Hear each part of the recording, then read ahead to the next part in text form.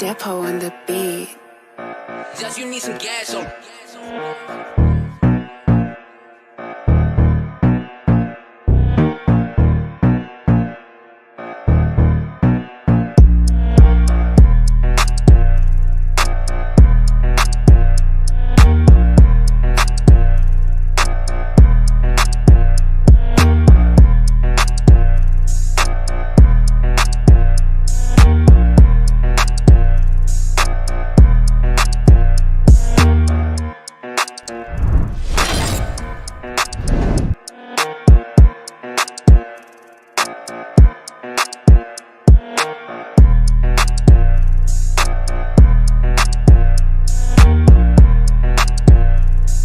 So hello guys, we're back with another live stream and today we have for you the semi-finals of LUC Cup Southeast Asia.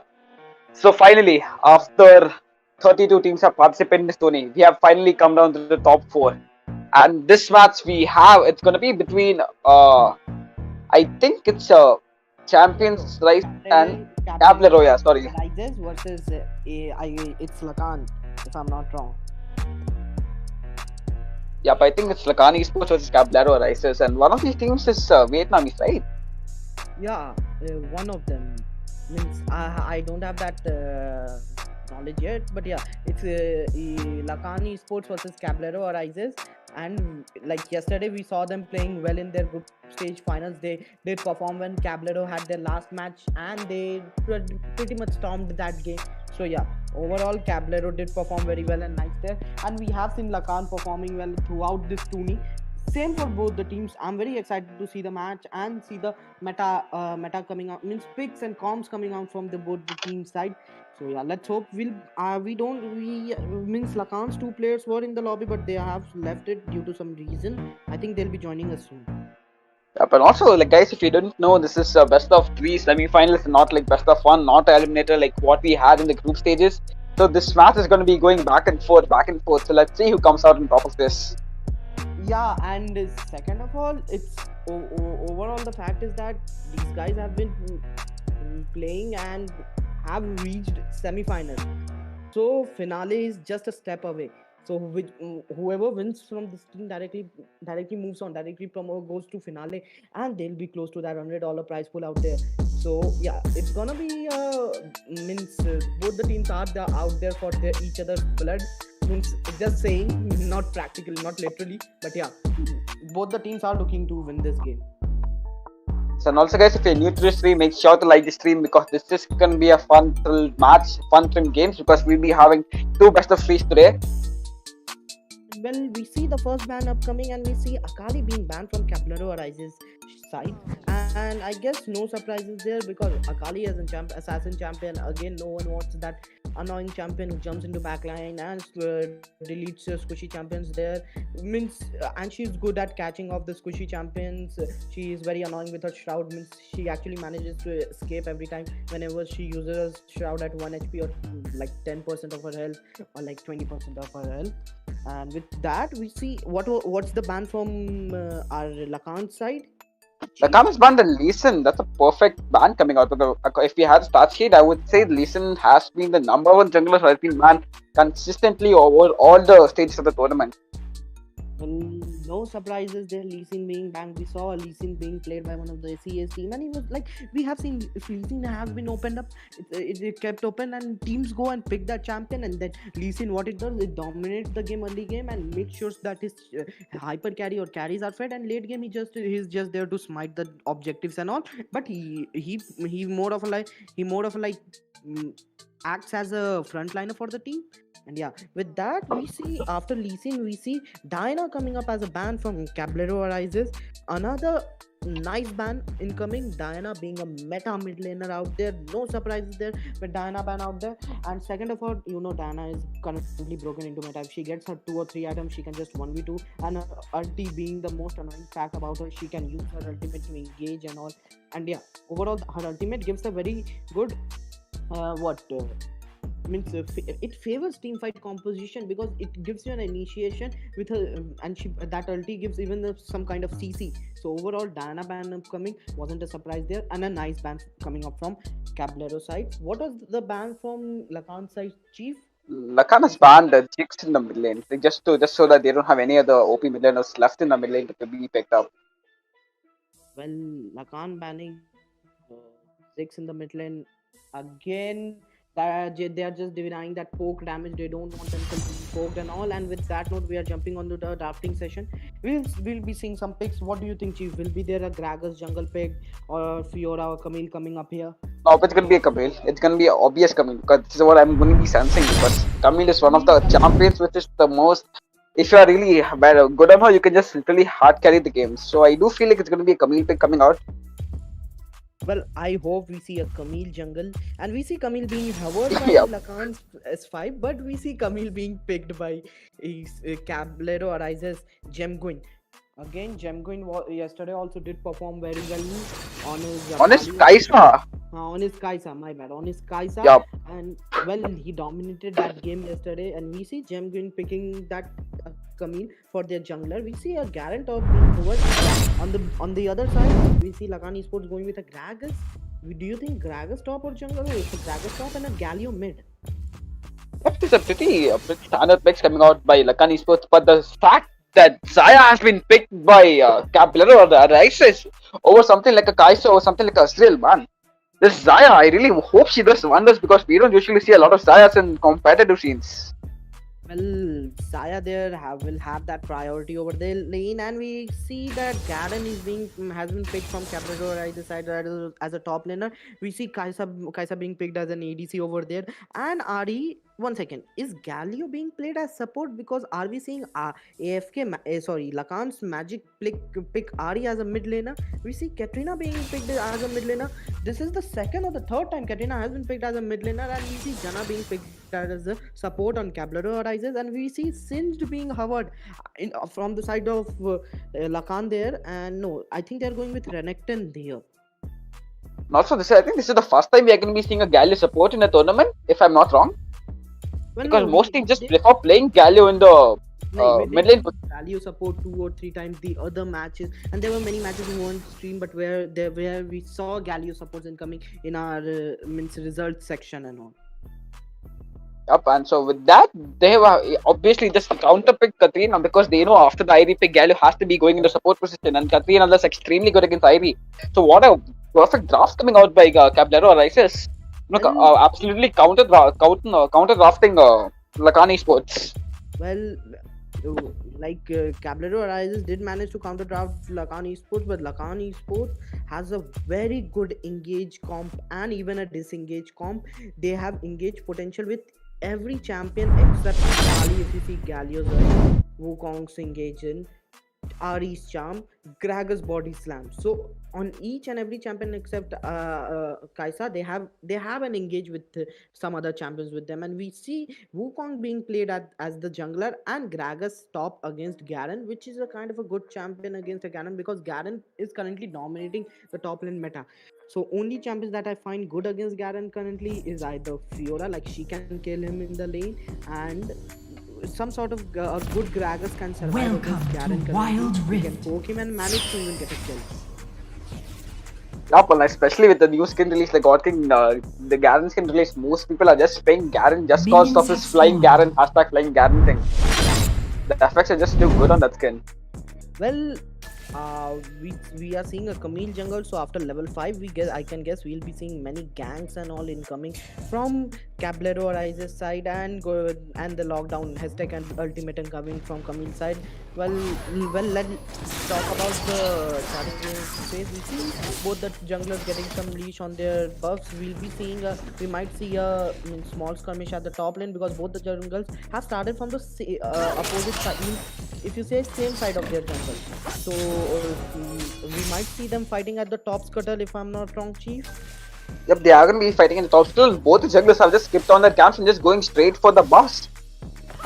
I mean, just took a red buff, going for the blue buff, and Wukong did this similar thing, just clearing out his blue buff and going for the red side. Meanwhile, at top we see Gragas little bit bullying that Garen out here, poking him and all. And at bot we see Kaisa means Jana and Zaya having the prior.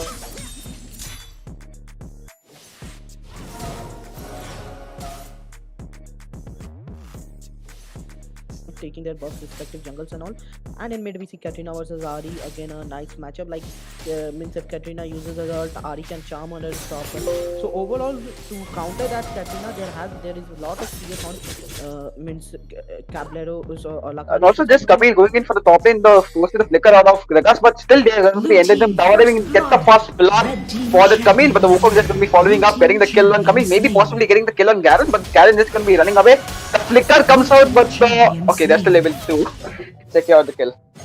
Well, but I was the Garen used his flicker, and if I'm not wrong, Garen is going with a shield out here. He used his shield, but Ari coming with his hard charm. As I told you, when you are caught in Ari charms, you are good as dead. If you are against a good Ari, like she'll definitely one shot you, or she'll get a kill out there, or she'll even knock you out that much that you have to retreat from there. Also in the bottom lane, I'm very excited to see the the Zaya performing because especially seeing her Kaisa performance yesterday, getting a quadra kill and surviving with a clutch. What do you call this? Passes. So I'm really excited to see this Zaya make some really good outplays. We at bottom we see Jana using her leading Jana or typhoons and all too. Means they are just looking to just fast push the minion wave so that Jana and all can have that flame priority, and it's easier for the jungle to gank and all. Meanwhile at top we see Gragas is still managing to he's still being aggressive against that Garen there after getting caught out there, like for overextending a lot. Only getting caught up there by Camille and all. So yeah, I guess we might see another gang coming in from Camille. Since both the junglers are top, they are maybe possibly looking to gank the Baron in once again, just because the dragon is being dying anytime soon. Also, we see at bottom tower, even Jana comes in, is it going to be able to stay the Zaya? No, the Zaya perfect. Taunt coming out by Gallo ends up getting the kill. Yes, he's going to be going in for the Jana, but okay, just going to be disengaging over that. Really well played by the Kaisa, outplaying with the ulti over that, surviving at almost 10% HP. Kaisa did manage to survive there. The way she used her ult to means just dodge that, just avoid that Zaya there, and Zaya was getting those turret shots, and yeah, she just ended up giving a kill to Kaisa. Kaisa getting that first blood, like the first kill before, means an ADC getting her first kill at this early stage. Being a late game champion will help her to get those items, or if she is going for an evolution build, it will just help her to get her evolution at a very faster speed. Also in top lane, like we see the Gragas using the ulti, and unfortunately doesn't end up killing the Garen. She ends up going for the tower dive, but Garen is going to be surviving that. Camille is going to be following up on that and getting the kill on Gragas. Really well played by the Camille. Well, as I told you, Gragas has been overextending a lot, and that's what means our Caballero right that they are punishing that Gragas for their overextension. Meanwhile, Red see team that has slain the managed dragon. to play the dragon without it. That dragon was even uncontested. No one went for that, and but I don't know why the blue team didn't go for that dragon, because they did manage to kill that Gragas up there. They should have contested that infernal drake there. It was actually too late for them because the Camille being getting a kill in the top lane and then recalling and then coming back for Dragon, but the Lakanis were just too smart, just bursting down the Dragon before the Camille can come back because they know he got a kill on Gragas in top lane, so it's going to be taking at least 15 seconds to 20 seconds to come for the Dragon. Well, yeah, it could have, but well, they should have wasted the time. That's what I meant in like, but okay, never mind. Well, at top we see Garen pushing his way across there. We see Ari trying to get his placings at the mid tower, and Kami trying to go and push for the clear of the wave. And meanwhile at bottom we see Jana and Zaya still overextending a lot. And yeah, so yeah, we see a lot of, from the red team side we see an overextension on the top side, whereas from blue team side we see an overextension at the bot lane. So yeah, it's like a trade of overextension. But what he did mess with the Katrina using her ulti and almost getting the ID, but ID just going to be escaping using her all three dashes consequently. Just running away from the Katrina, the spin. Well, he managed to survive on that, what, 10% of HP there if I'm not wrong. Yup. Now this is what I'm excited to see. This is where Katrina shines, right? She hasn't been involved in any of the fights, and if she gets involved in any of the fights, it's gonna be GT maybe. If she ends up having a very good ulti. That damage The coming out Rift from Herald Ari, has that spawned. the Ari spears, when it returns back, it deals 2 damage. So yeah, it's a lot, and Katrina was just bogged down. We see Camille trying to jump on Ari. Ari being locked down. Gary jumping in and trying to kill that Ari. Meanwhile, we might see Katrina giving his kill. easily, but no, we see Jana jumping in and disengaging there. We see a re-engage from Zaya's side, and meanwhile we see Garen being Gragas getting a kill on Garen up there. So yeah, what's your thought on this team fight? Because no one in this team fight got killed or gave a kill to other team. But meanwhile at top we saw a kill given to Gragas by Garen. Yep, this is actually perfect macro execution by Lagani Sports, keeping the Katrina, keeping the Camille, keeping the Camille, Katrina and the Jana busy in the middle lane while just going in with two people and getting the kill on Garen. Also, this also ends up securing the referral for them. Well, we even saw that how well that Galio saved his Ari there. Like Ari was locked down on the Camille's ultimation, but what So in the middle lane, you see the Katrina ulti coming in, but she's not really doing enough damage, but she is going to be jumping in, popping the J of the Wukong and possibly getting the kill on her as well. Oh, is the Wukong gonna survive? No, the Garen is gonna be flickering and getting the kill on Wukong. But the Kai'Sa, oh yes, she survives. Such a good dive by Katrina. This is what I was telling you about, right? If Katrina has its proper ulti, if she pops up right now, then nothing you can do to stop the Katrina. You can just spin, and you can just watch and die. in team fights, I think Katrina might have a hard time up there because let me tell you, with that we see blue team getting that mid tower. So yeah, where was I? Katrina might have a hard time because if Katrina uses her ult, red team has so many CCs to stop her ult, like Wukong's engage ultimate, that Wukong's ulti, the Dragon Falling Slam. Then we have Ari's charm and Galio's ulti. So they Galio's taunt even can stop Katrina's ulti. So yeah, they have means Katrina here has been majorly countered, but let's see how Katrina performs apart from the situation. So we see the Camille engaging really hard. The Gragas ulti just killing the Camille instantly. The Galio ulti is just going to be coming in, knocking two of the people. Katrina is having a proper ulti, but she's going to be stunned by the Galio. They end up getting the kill on Galio. I don't think blue team has just enough damage to survive out there. The Jana ulti does absolutely nothing against all the damage coming out of Kai'Sa, and they are going to be able to get a ace maybe. They might possibly get an ace. They are going in, chasing the kill on the. I don't know why that Red team champion slain. Blue team champion slain. Why that Garen wanted to go in. We see Garen trying to distract them, stopping them to take from that mountain. They might get a kill on that Ari, but no, he's just distracting them so that they do not kill. Garen might end up giving his kill to Wukong there, and Wukong will just get his kill. Blue but team no, lost a turn. Who gets that kill? I didn't get it. Blue team champion Okay, the slain. Gragas got the kill.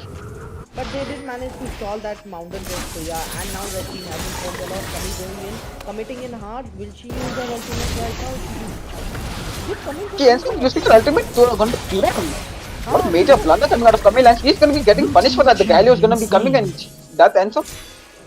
I think he'll be able to get the kill off. Nice tornado coming out. I can't wait. My God, that Camille just made a blunder over there. Yeah, the blunderless mistake coming from Camille's side, ulting over a clone, because it was obvious that was a clone out there. He was just standing there. I don't know why Camille just got it, because meanwhile we see Ari charming that. Red team has slain the dragon. Zaya might end up giving out Killing but spree. Galio coming in and taunting that Zaya. And who did that kill go to? Baron I think she Nashor just has went to spawned. Irie.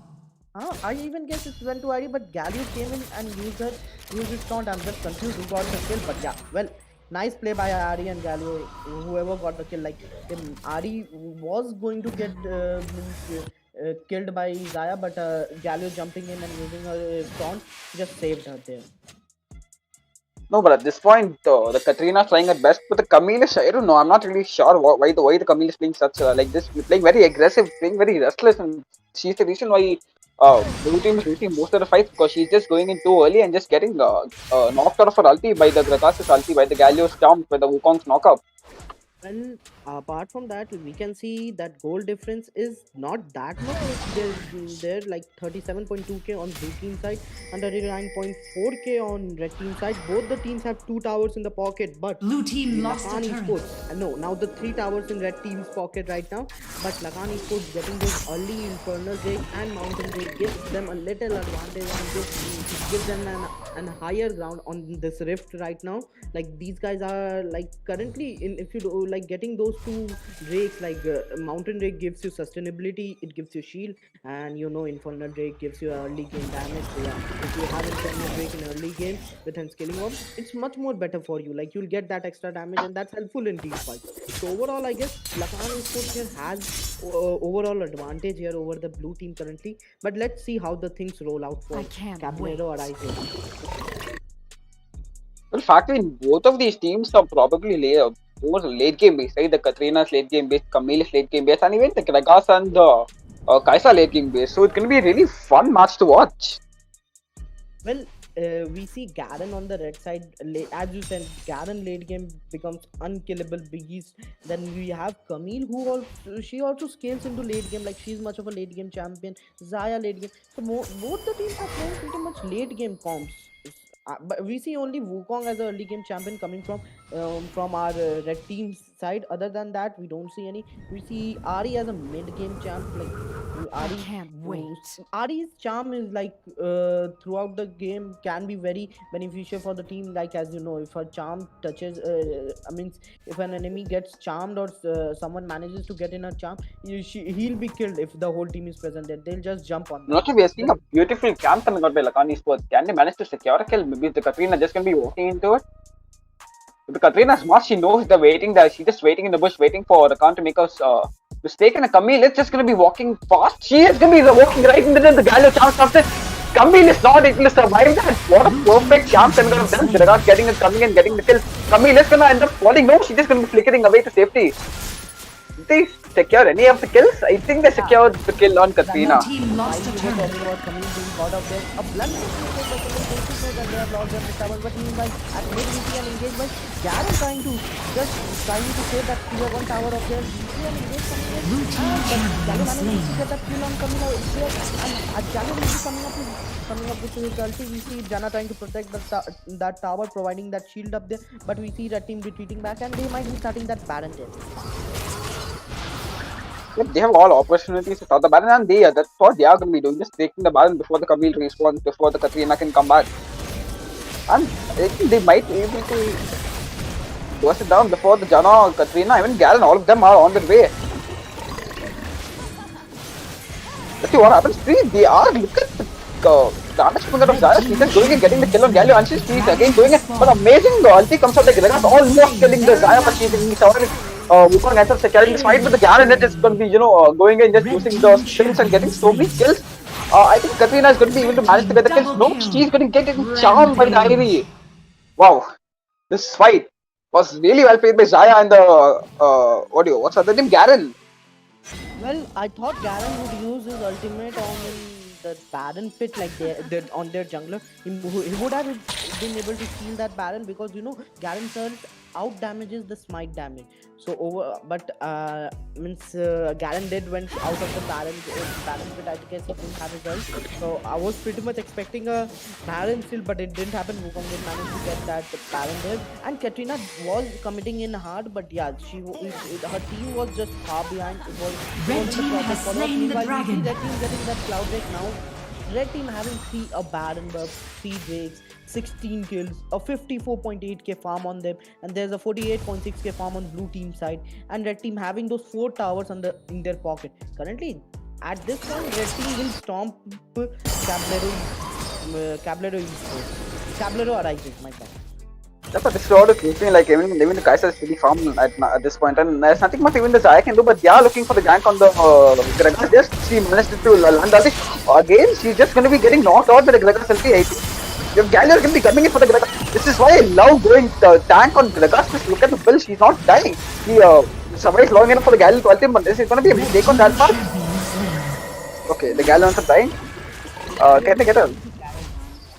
Yeah, but meanwhile that's happening. That team just gonna be reaching down with her. There's nothing the blue team can do about it. The Camille is gonna be recalling and coming like that.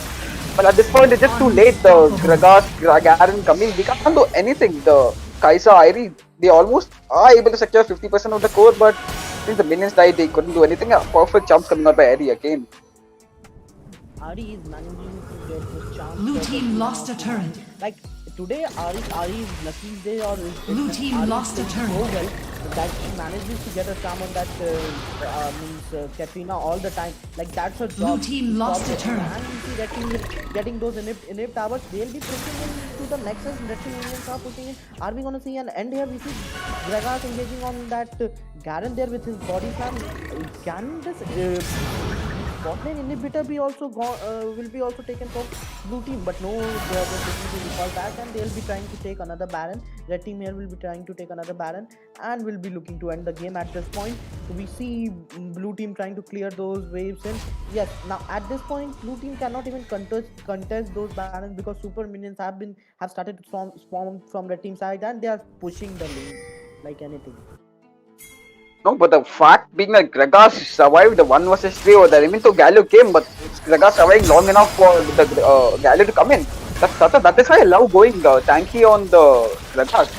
Meanwhile, at mid, we saw Zaya getting found by Ari, but he did manage to survive that. We see Gabby engaging in hard, but Kratos managing to get the kill on that Zaya. Red team champion slain. Shut On the down. back line, we see the blue team being poked a lot, and with that, red team is just pushing in with a small Baron defensive Nashor ability has to, spawned. end the game. No, we see Redemption. Was that a Redemption link out there? We see coming down coming in. We see Blue team champion slain. Red team champion slain. Garen getting a kill Blue on the team Kaisa. champion slain. And Galio getting a kill on Garen. What's this skill trade going on here? And we see Fat Minion coming in from the Lakan Esports side. They'll be hitting that tower, and with that, Lakan Esports takes the victory. Yeah, but it was really well played. But I would say Camille didn't really work out like as much as anyone expected them to be. So with that, Lakan Esports is going to be securing the match 1 out of this best of 3 series. Well, Lakan Esports they did manage to get the first game, and the scores are in front of you. Caballero with 15 kills, Lakan with 21 kills. Both the team really played well. I guess Camille was some sort of means she wasn't even means I guess she didn't have that presence of map sense out there. Like she should have been more careful with the ganks and all, and she should have like the team should have prioritized the first Drake. They did manage to get a kill on the top, but I think the Cloud Drake should have been prioritized. And if they didn't, they should have actually gone for a tower out there. That's the major fault they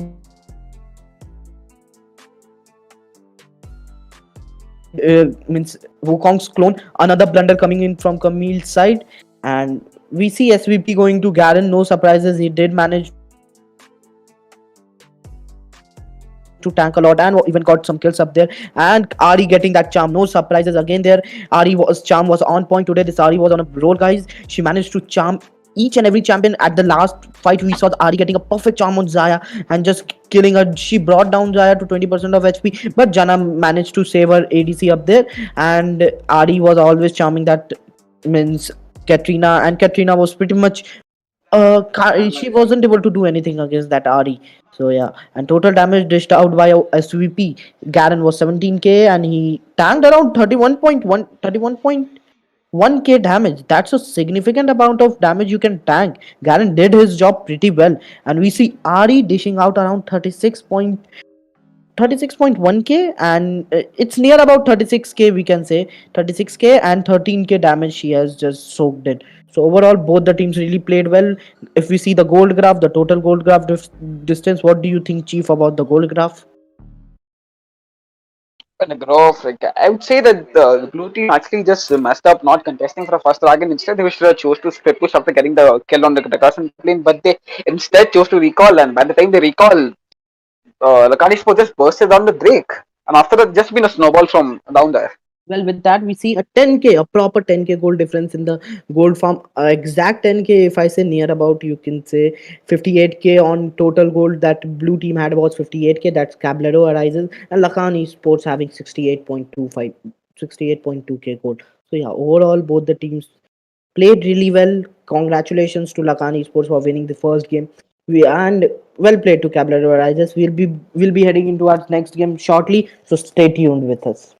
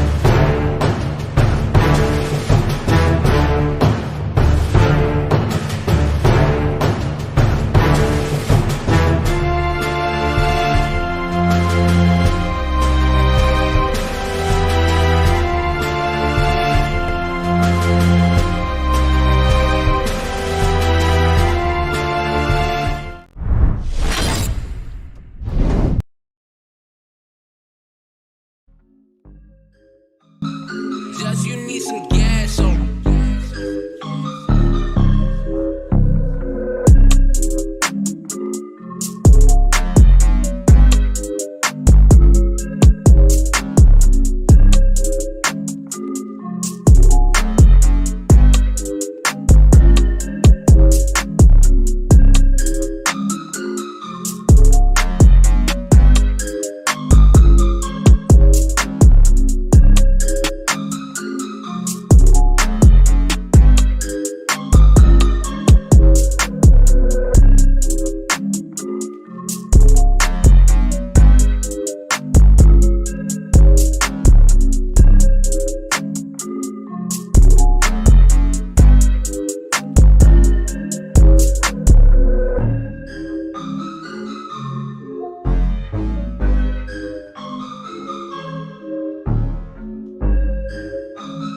Just you need some gas on.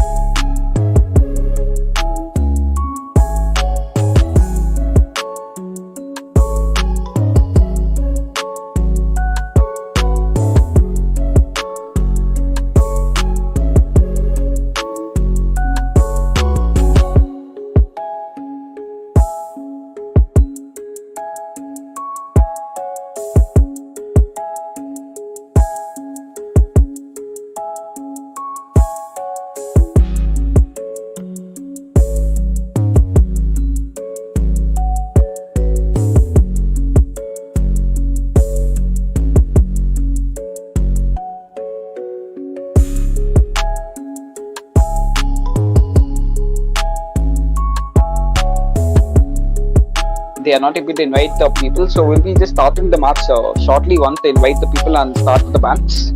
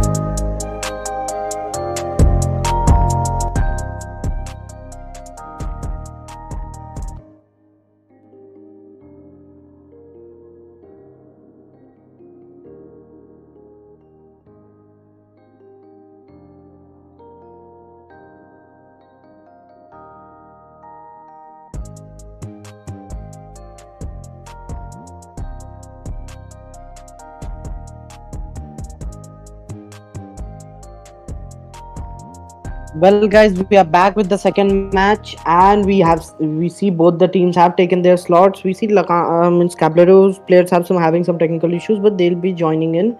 And we see, meanwhile, we see bands coming up. Chief, can you hear me? Hello. Yep, I can hear you, and we see the same bands as last time. We saw the Listen Bean band, and this time the same thing. We are seeing the Listen Bean band again, and Diana are the same bands last time. Very similar bands. So, are we going to again see a Ziggs being banned up here like the last game? No, I don't really think we'll be seeing the Chicks one. I think we might be seeing the Camille one because nobody really wants to go against the Camille. So I think Well, it might be we a Camille or a, yeah, it's going to be a Darius and a Camille band coming out by both of these teams.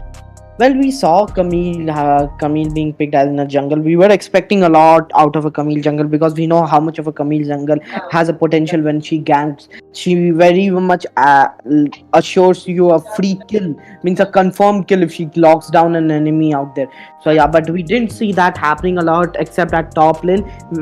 Through the early stages of the game, we see that happening once or twice on the Gragas getting caught off there because he was overextending a lot. But apart from that, we didn't see much of a lockdowns affecting the team fights. Yeah, so overall what we were expecting, we didn't come to see that. Apart from that, we saw Ari playing up well against that Katrina and her charms being on point. What's your opinion upon that Ari? Like that Ari managed to give a hell to whole Cabrero arises.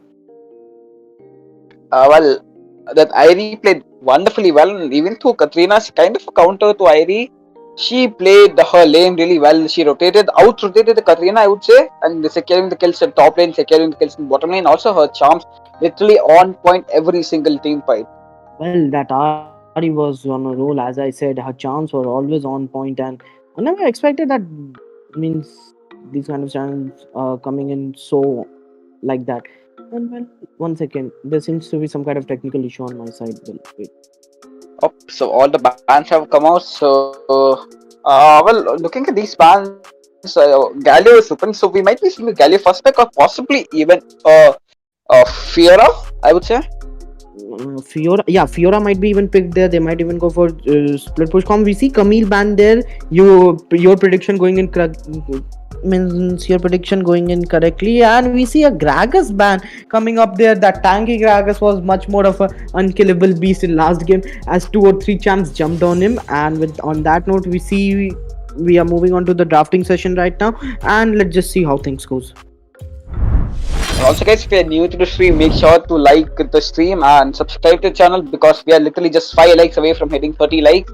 And also, do make sure to follow our socials given down below in the description because we have a giveaway going on every single month. So make sure to join the Discord channel and also follow us on Instagram and Facebook. Well, let's see. We see a Ziggs coming up from our Lacan Sports, and we see Cablero arises picking that Garen top, and we might see an Akali mid coming from Veldora's side.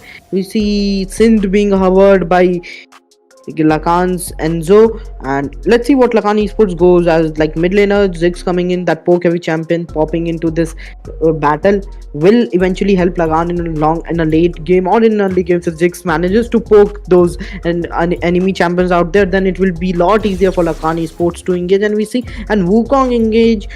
Wukong as a jungler coming in, and you know how well a Wukong is with his engages with his ult and all. And Brom being picked as a support there, utility support I would say. Brom, you know his how annoying his passives are, and he opens his shield and all, just goes and auto attacks you 4 times, gets you stacked, and you are just stunned there. And we see Y coming up as a jungler from the Cablero Rises side, and Kaisa being picked by Gem Gwyn. Yesterday we saw how well he was on on his Kaisa, and today we see him picking the Kaisa. So can we expect this match going to Gem Gwyn side? Cablero might come through in this game. Well, Cablero may come to this game because how well the Kaiser performed yesterday, but I am very bit skeptical about the V pick because V was quite famous a few weeks back, but her popularity has just fallen, and I don't know how good of a jungler she is right now. Seeing that Rengar, Kha'Zix, Wukong, all of them are much better junglers than V. Well, if I would love to, like, V is a kind of champion that looks for a pick off. Like, V is good at locking down someone, and she's a good when you catch some champion in rotation and all. So I think what blue team is means our red team is looking, or is they're catching some champions and all. We have an Akali who will be jumping into the backline, but we see a singed top coming up against that Garen. That's the and Azriel as a ADC, but the most amazing thing, singed being picked into competitive scenario. We don't oftenly see those singed top coming up, like it's a once in a blue moon scenario. What's your opinion upon singed being picked against Garen? Well, it's not going to be a direct count against Garen, I would say. But since pick is obviously very good against something like a Kali, something like a V, because with the moment they try to jump in, you can just knock them back. You get what I'm saying? The perfect micro, if he executes it, the moment Akali jumps in, the moment V comes in for the ulti, you can just knock them back, and you can completely destroy their ultimates. Welcome to Wild Rift. Can actually. Well, I'm just I think hoping this is why Sigurd was picked, I guess. Or else well, maybe it's we are looking to we are looking at a early gang from Lakan Esports, as they have Brom, they have Wukong, they know that they have early advantage. We see them get Akali might Akali is just gonna be flickering away, but the bomb passive is gonna be done, and they still end up getting the kill. I think the kill goes to the Jix. Yes, the kill goes to the Jix. But this is why you pick up a Brom, right? This is the power of Brom. This is what you should be doing when you have a Brom in the team.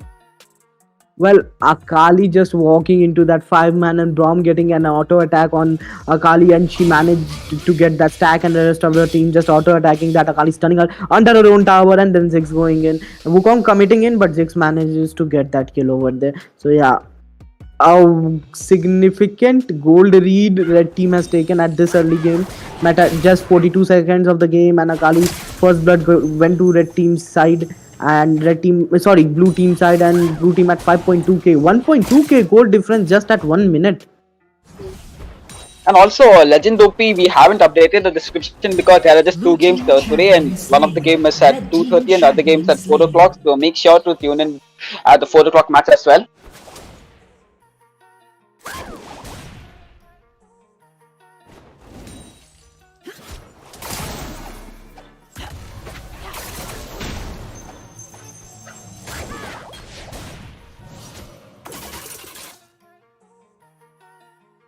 Is able to proc his passive every time with those abilities of his, then he'll be more of a pain for like that Ziggs, that is real over there.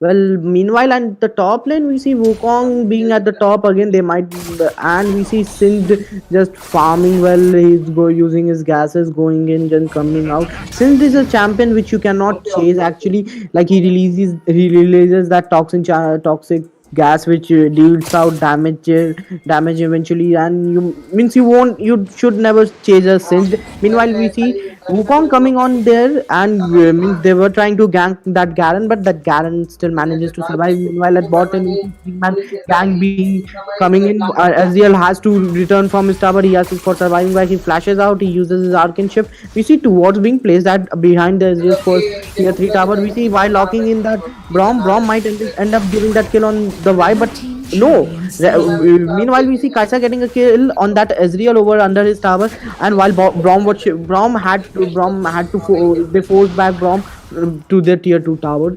Well, hello Chief, can you hear me? Yeah, I can hear you. I'm sorry, I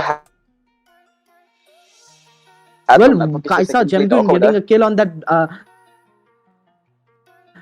that means Ezreal out there. Means what's your opinion on that? Like Gemgun is actually showing his Akali skills here. He's actually showing his Kaisa skills out there, and Kaisa also the skills, V is my going in, just absolutely playing very aggressive in the early game, and this is what a V should be doing. Right? If you let the Braum get ahead in the early game, if you let the still get ahead in the early game, there's nothing much you can do in the late game, right? Even though you have Akali, even though you have something like Garen who is literally unkillable in the late game.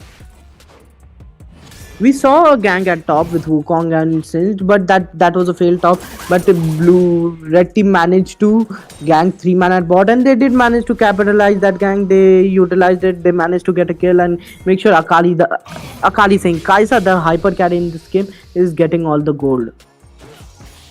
Yes, Kaisa is farming really well, and even the Astra is farming pretty well, I would say. And now that the first dragon is going to be Infernal Drake, do you think, like last time, are they just going to be focusing on top lane, getting the kill secure on the battle laner, or are they going to be contesting for Drake?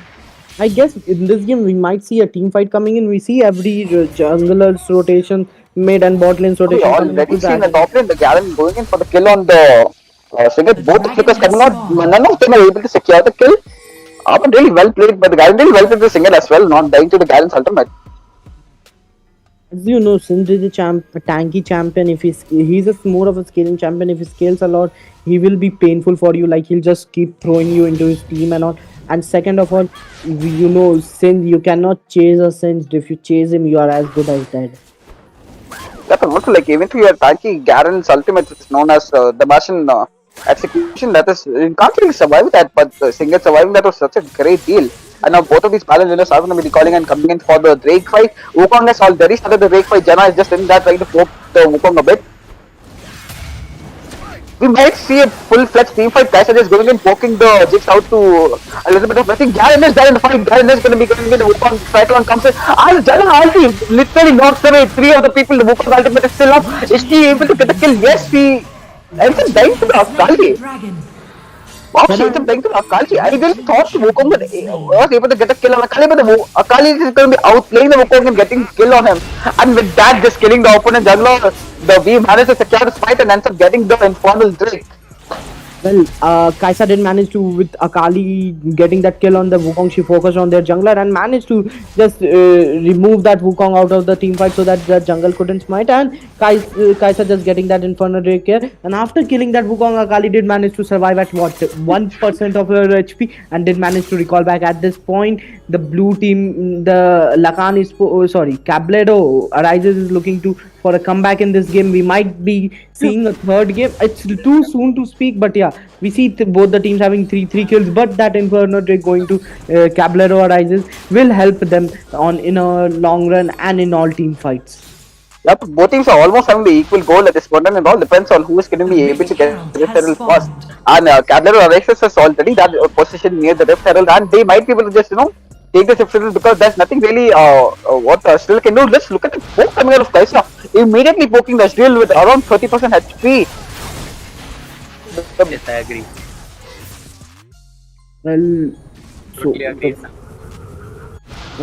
second of all, we see in the mid lane, we see Kaisa engaging in on a 1v2 situation. She's trying to get the kill on the Sindh and she will manage to get, but Sindh popping up his shield and outplaying that Akali there, and Akali manages to get that tower shot and Sindh gets that kill. I mean, and we see a fight happening for Rift here. Janna knocking up everyone, Ezreal self coming in, and Wukong ends up getting that kill on Janna up there. We see blue team going for a comeback here. They might just go and get that herald, and it's a free herald for them as Wukong is dead. There is Wukong saying the opponent team's Janna is dead, and all of them were poked back.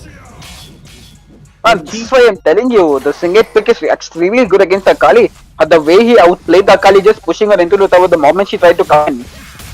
Well, he at the very last moment he popped up his shield and he did manage to survive that, and that tower did hit Akali. Akali was trying to overcome it and she died to that tower shot, but in the end that kill went to Singed. And at top we see Ziggs getting those towers. The tower breaker is there, Ziggs. And also, the Kaisa just going to be pushing out on a lane, just trying to get top tower, getting the mid tower, and he's going to be able to get it. No, she's not able to secure it. And bottom lane, we see the V just ganking out the Singed and getting the kill along with the Garen. Really nice gang coming out with the V. Well, meanwhile at top we see Akali taking that tower there. She might be able to get that tower. Well, let's talk about Singed. Like he did manage to get that kill and he's actually looking to scale. So what do you think will be in late game? Will he be able to like perform well against Garen at this point? Well, at the late game, I would definitely say. Also in the mid lane, just look at the mid lane fight. Okay, they are not going to be engaging or that. Also, Well, talking Akali- about Singed, I would say the Singed is a very good late game pick, especially against something like Akali. If you can disrupt her ultimate, you can disrupt her coming in with her Shuriken. You can literally win destroy the whole combo which Akali has, the poke potential which Akali has. So I think it becomes kind of 4 versus 5 in the late game if your Singed is really good.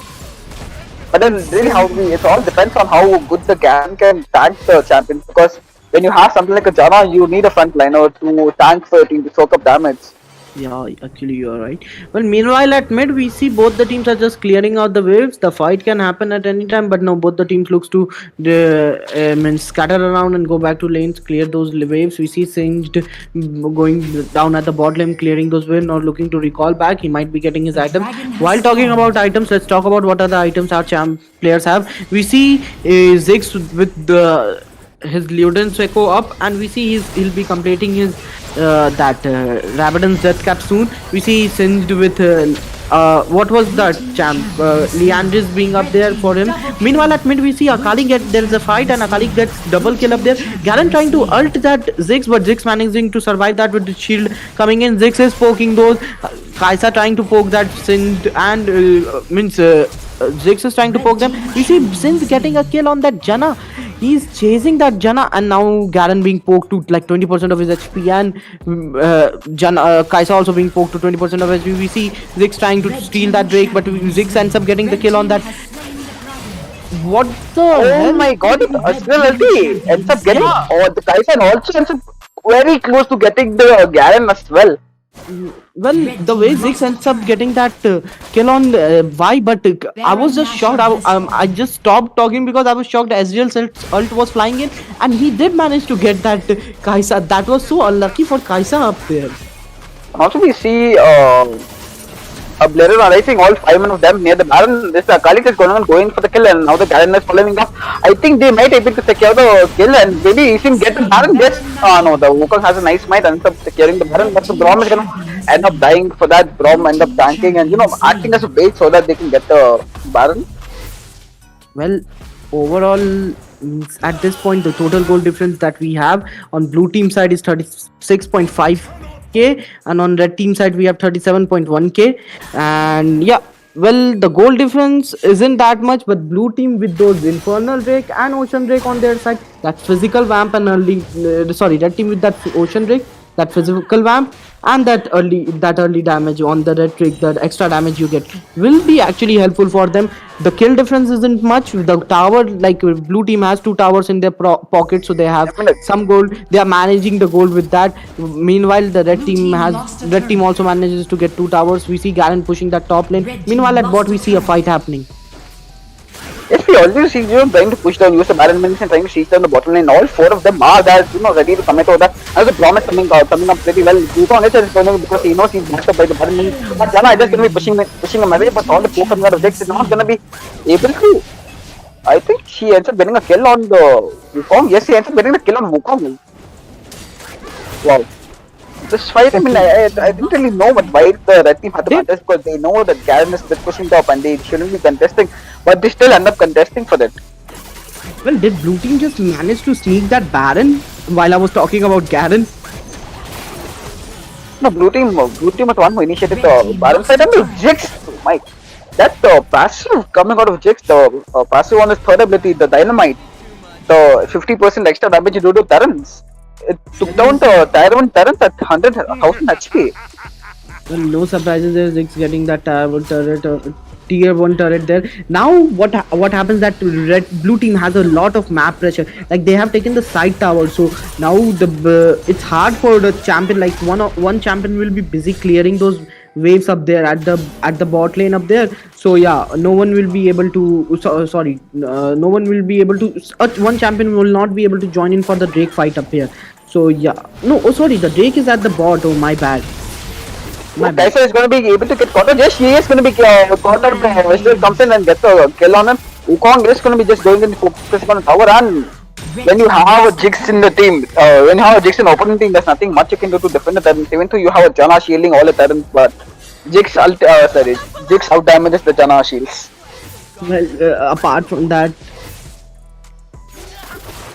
well, they are just looking to push that tier 1 inhib tower, and they'll be able to get in. We see a small engage coming in. Garen being poked a lot. Wukong going in with his ultimate and engaging in. Wukong's at 1 HP. His what's that? I'm forgetting. Guardian Angel survive. Wukong survives that due to the Guardian Angel up there. But Blue team champion slain. Unstoppable. No, but Akali is going in. Will she manage to secure the kill? She uses the stasis, and Kaisa is going to be using the ultimate to following up. But Kali, I think she managed to get the kill on Wukong. That is what she's trying for such a long time. V is going to be respawning, and Kaisa is getting the kill, but she is falling for the kill on Wukong. Dragon Yeah, has spawned. it was such a very good engage coming out by Kali, and Kaisa follow up was really well. But oh wow, that Jinx ultimate ends up getting the kill on Janna. That was damage when the Jana was almost so close to reaching the base, healing her HP back up. Feels bad for Jana. Hello, Void.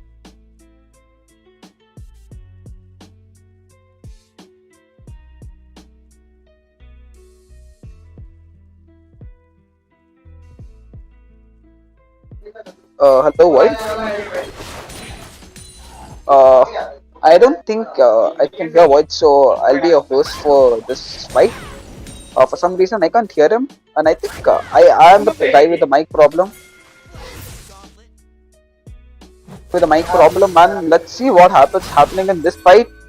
This fight, I think it might be a turnaround for the blue side. They might have a comeback and even out the series with a 1-1 score, and we'll be moving on to the best of 3. But let's see what happens in this fight. If they manage to get a comeback or not in this fight. The Janna is trying her best to stay the Terrans, but the Stinger is just going to be running her down, just going in very deep, getting the kill on her. At this point, I think it's pretty much over. There's not going to be any comeback. There is this one fight they had to come back, but it's too late for them. The Jinx is just out damaging literally every single person of the red side.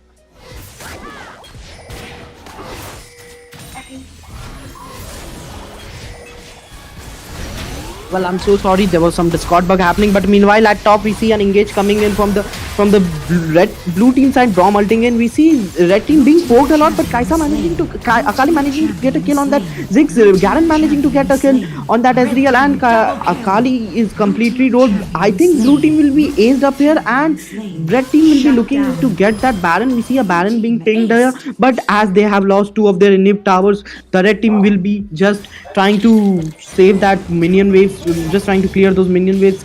Can we see a Baron coming up from red team side? Because if we do, then it's gonna be like blue team has all their towers saved up, but the game has No, but I had literally lost all hope for the Camden realizing for this comeback, but they did it against all odds, getting a 5-man ace and none of them dying in the process. Yeah. And they're going to be taking the Baron. Possibly this is going to be a comeback. I was wrong when I was saying it previously.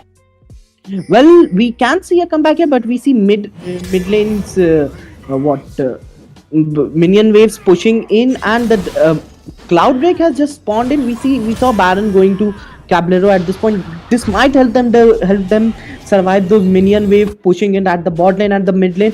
But blue team is just looking to burst down that Cloud Drake up there. 5-man going to that Cloud Drake, bringing the Cloud Drake is brought down to his low HP, and yeah, Ziggs will end up getting that Cloud Drake. Will end up taking that Cloud Drake, and yeah, with that they are looking to just push the waves and all. At this point, the blue team should look to defend here. Like, they don't have minion wave. Like, Baron minions can dish out lot of damage, so you shouldn't engage here. They don't have the goal lead. Even red team has the goal lead at this point. Red team has around 3k goal lead over them. Blue team having those towers and having that single Cloud Drake on them, but red team having 2 Drakes, Infernal and Ocean Drake. Well, they do flex. As long as the Baron buff is stopped, the red team does have a chance, and they are utilizing the bottom buff really well, pushing out the mid lane, pushing out the bottom lane, and they are able to secure the current in the bottom lane.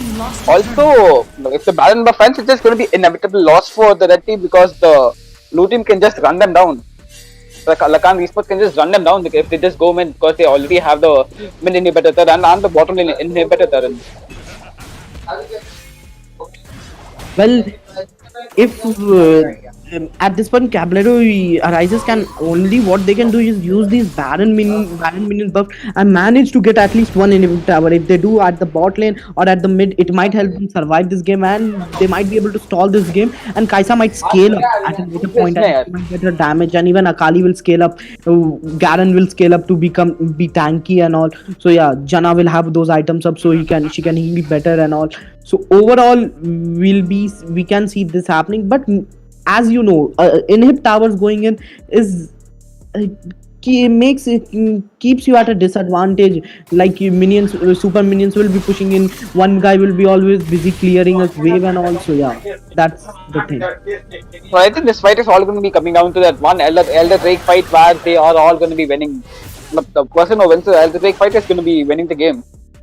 And it might be at Elder Drake, where Elder Drake will be spawning soon, or it might be at the third Baron. We might be seeing a third Baron of this game. Also, you can see the Wukong camping, just trying to catch someone out. The Jana is going to be using a tornado, playing very cautiously, and just trying to play within the towers. But the blue team just looking to just get down that last inhibitor turret just so that they can have the super minutes. We just going to be going in too deep, and she's going to end up falling. Braum ulti comes in, but this is going to be enough to, yes, it is going to be enough to save the duel. And at this point, Red Team is just kind of ending the we just went in too early. Garen is going to be coming in too late. The Singh is too tanky to kill right now, and they are just going to be able to get the kill. Yes, they are able to get the kills on all of them. So at this point, blue team is just going to be winning the game. With that team fight and with getting that top lane's inhibitor tower, red team manages to slay the next, get to the nexus, manages to destroy the nexus, and blue team, if I'm not wrong, Lakan Esports just went for a comeback here and they won the Lakan just won the second game, no? Yep, and Lakan Esports ends up getting the first semi-finals of this LUC tourney. Ends up winning the semi-finals of the LUC tourney, and they are going to be moving to the finals. Well, we saw hope for Cablero in the middle of the game, but we saw last engage from Y coming up. That was a very bad decision from Y engaging in. She should have just stopped them, cleared those minion waves, and she should have looked to drag this fight along. Because if that, well, we see Kaisa having those 4 items up, but if she would have had her last item up, she would have been strong up there. So yeah, she could have been more helpful in team fights and all.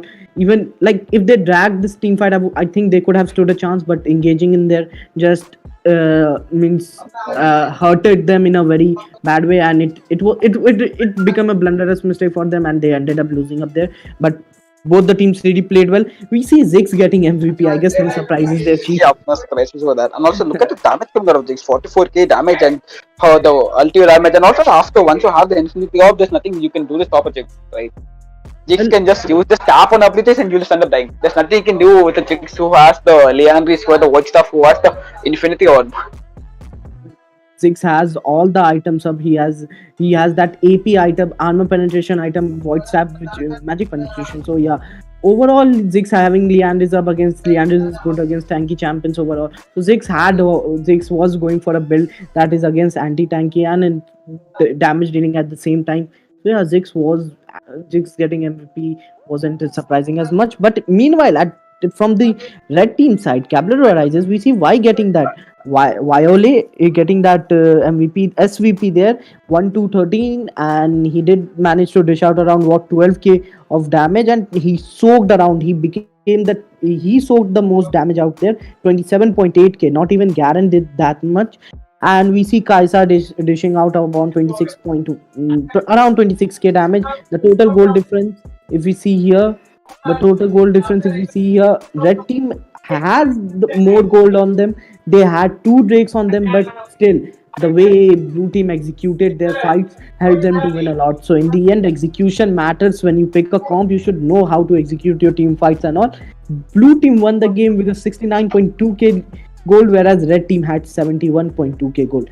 Red team having 3k gold lead over them, but still they were just scattered in their team fights. Why engaging on someone else and rest of the team engaging on some other? There was a mistake from red team side. Well, on that note, both the teams played well. Congratulations on Lakan Esports getting into the finals, and well played to our Cablero arises. And thank. So yeah, we'll be coming with the second game shortly. So don't go anywhere, guys. The next game scheduled to start at 4 o'clock, so just 8 minutes away, so don't go anywhere. And guys, if you are not yet hit the like button, just make sure to hit the like button. We are 8 likes away from hitting 40 likes. And so just stay tuned for the next match.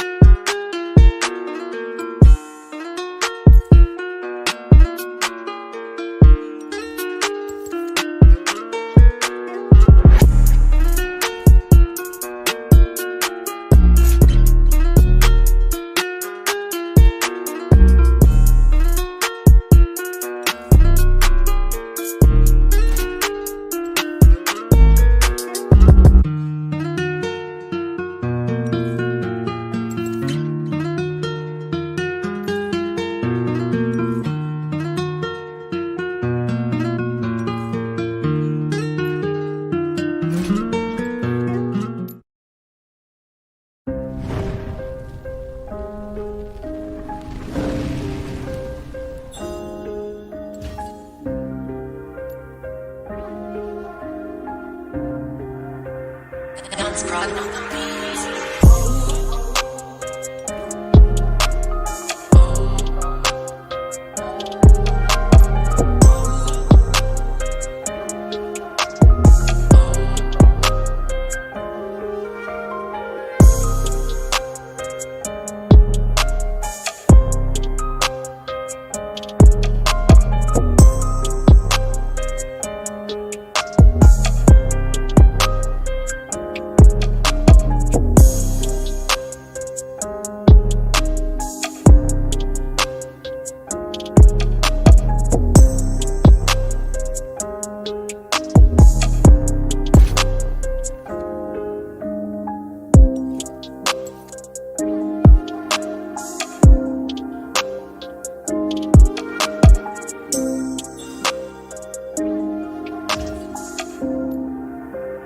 Dance prod on the beat.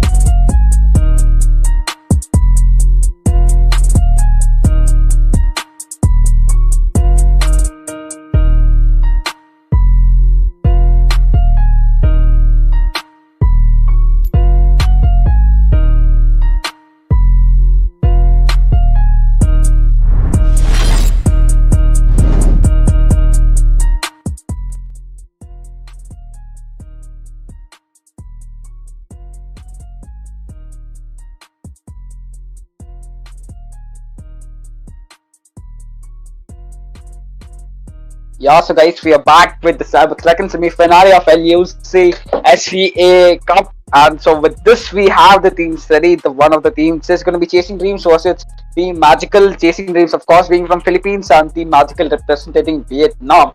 So it's going to be a region match. It's going to be a lot of rivalry match as well. Philippines versus Vietnam.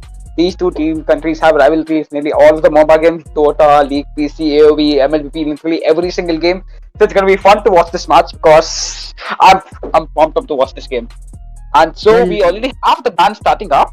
So we are seeing similar bands from the last game. We are seeing the Diana band coming in again.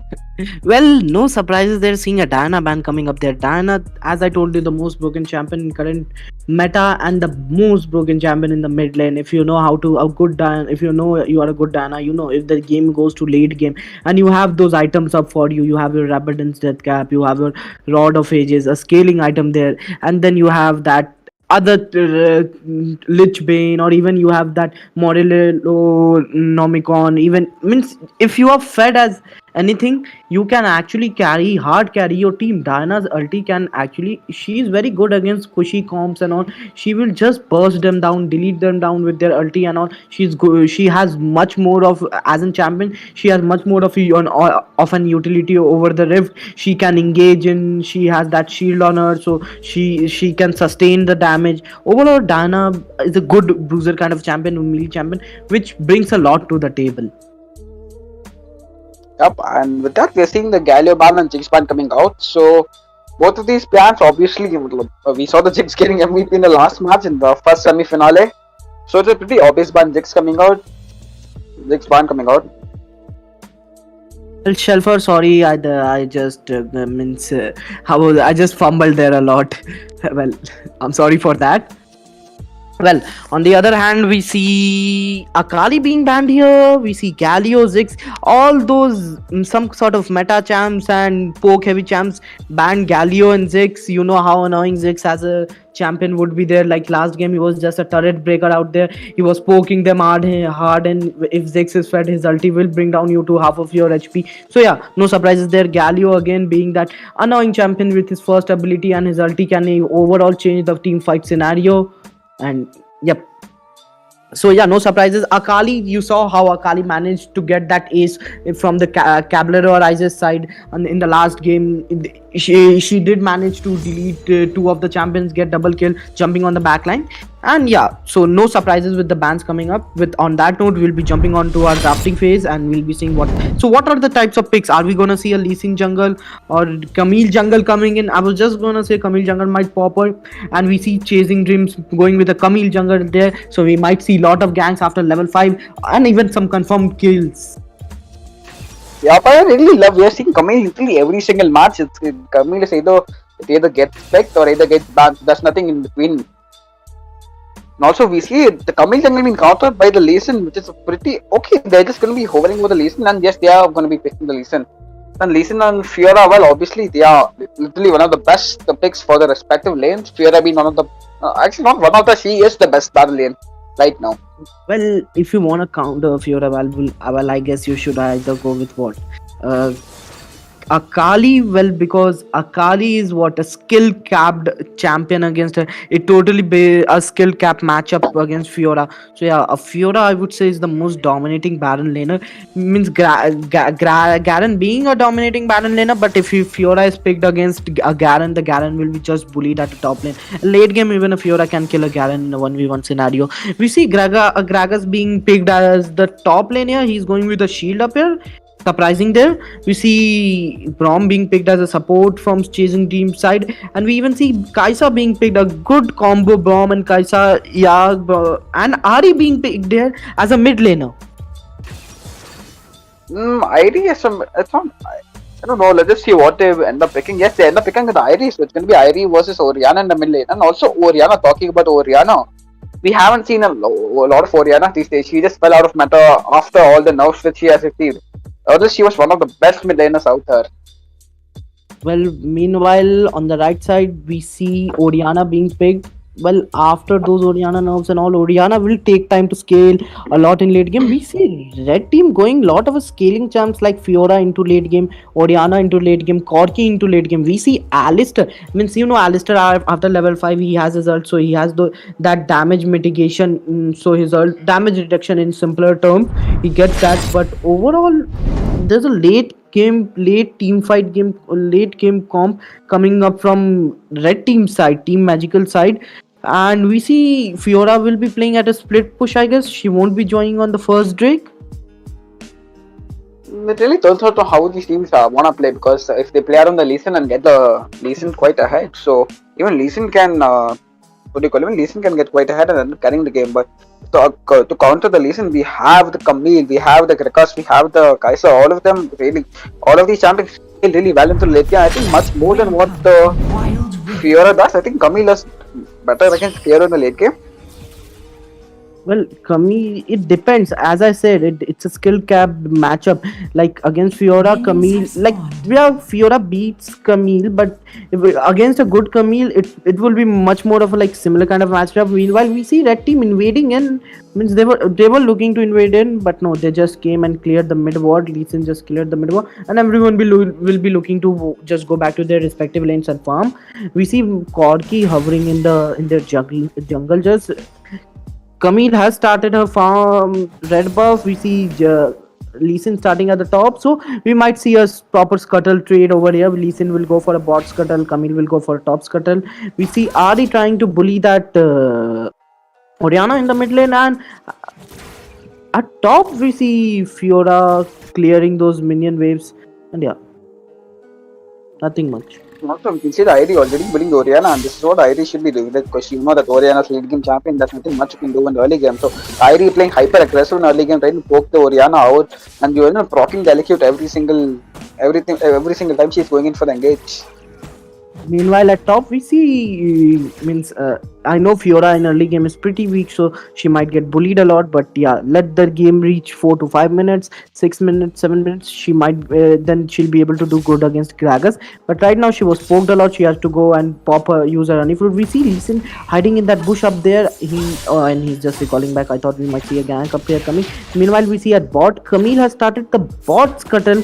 And yeah, and Lee Sin starting the top scuttle. So yeah, it's a proper scuttle trade up here going on.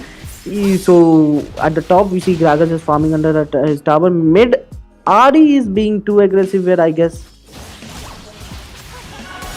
But what we're seeing is the Brom Camille guys are just going in for the blue buff, and Lee Sin not going in for the opponent's blue buff. The Brom is going to be tanking a lot of damage with the shield, and the Lee Sin is not going to be left with any of the blue buff. He didn't even go for the invade, so feels to be bad for Lee Sin not going in for the invade on the Camille's blue buff. Well, overall, let me tell you, denying that Lee Sin early game of his blue buff and all, well, denying that Lee Sin of the farm there was it's a great strategy. Like Lee Sin being an early jungler, and we haven't seen a many significant ganks and all coming from Lee Sin side. He's always trying to look for an opportunity out there, but yeah, he's not able to find one. So what can we do? What can he do? And meanwhile we see Camille just taking her blue buff after taking that Lee Sin blue buff. At bot lane we see Corki and Alistair just having that prior in the lane up here, and at top we see Gragas pushing up the lane. Fiora just recalled back mid again. Ari having a similar matchup against that Oriana at this point. I don't know about this. Camille has hit level 5, and we might be seeing a gank pretty soon. And yes, we are seeing a gank now on Oriana. They are going to be able to get the kill on Oriana. The Oriana ulti is going to be coming in, Red but team I champion just it's very insignificant, right? Because you don't really do damage with Oriana at the level 5 stage. Well, Oriana isn't the Oriana she used to be in season 0, season 1. And meanwhile, we see Lee Sin at the bot try to gank there on the bomb, but yeah, he returns back. He knows if he commits to win, he might just end up giving the kill to that Kai'Sa. That's not good. But yeah, as I told you, Oriana isn't the same Oriana that we saw in the season 1. We saw an electrocute nerf on Oriana. We saw Leandry's nerf on Oriana, and Oriana even got nerfed. So yeah, Riot was pretty much hell bent on nerfing that Oriana, because Oriana was getting her damage a lot early than she should have. She was getting that damage from the mid game point. she was bursting with her ult. She can just delete the squishy champion. She used to, but now they have just made her more scaling champion. Well, you're right, Christopher. This is the OP in the late game. And also in top lane, we are seeing a fight on the Gragas. Legion is going to be coming in for a gank, but doesn't end up getting the kill on the Gragas. So really perfect that he comes in and, just disrupting the position of the Fiora, disrupting the position of Legion. Now the dragon stuff, Camille is already upon the dragon and she is able to just take the dragon before the Lee Sin is going to be there. Can the Lee Sin make it in time? I think the Lee Sin is going to be making an amazing play coming up. Barris is just pushing the Camille outside the pit and but the Lee Sin is going to be there in time, but he's not able to secure the fight.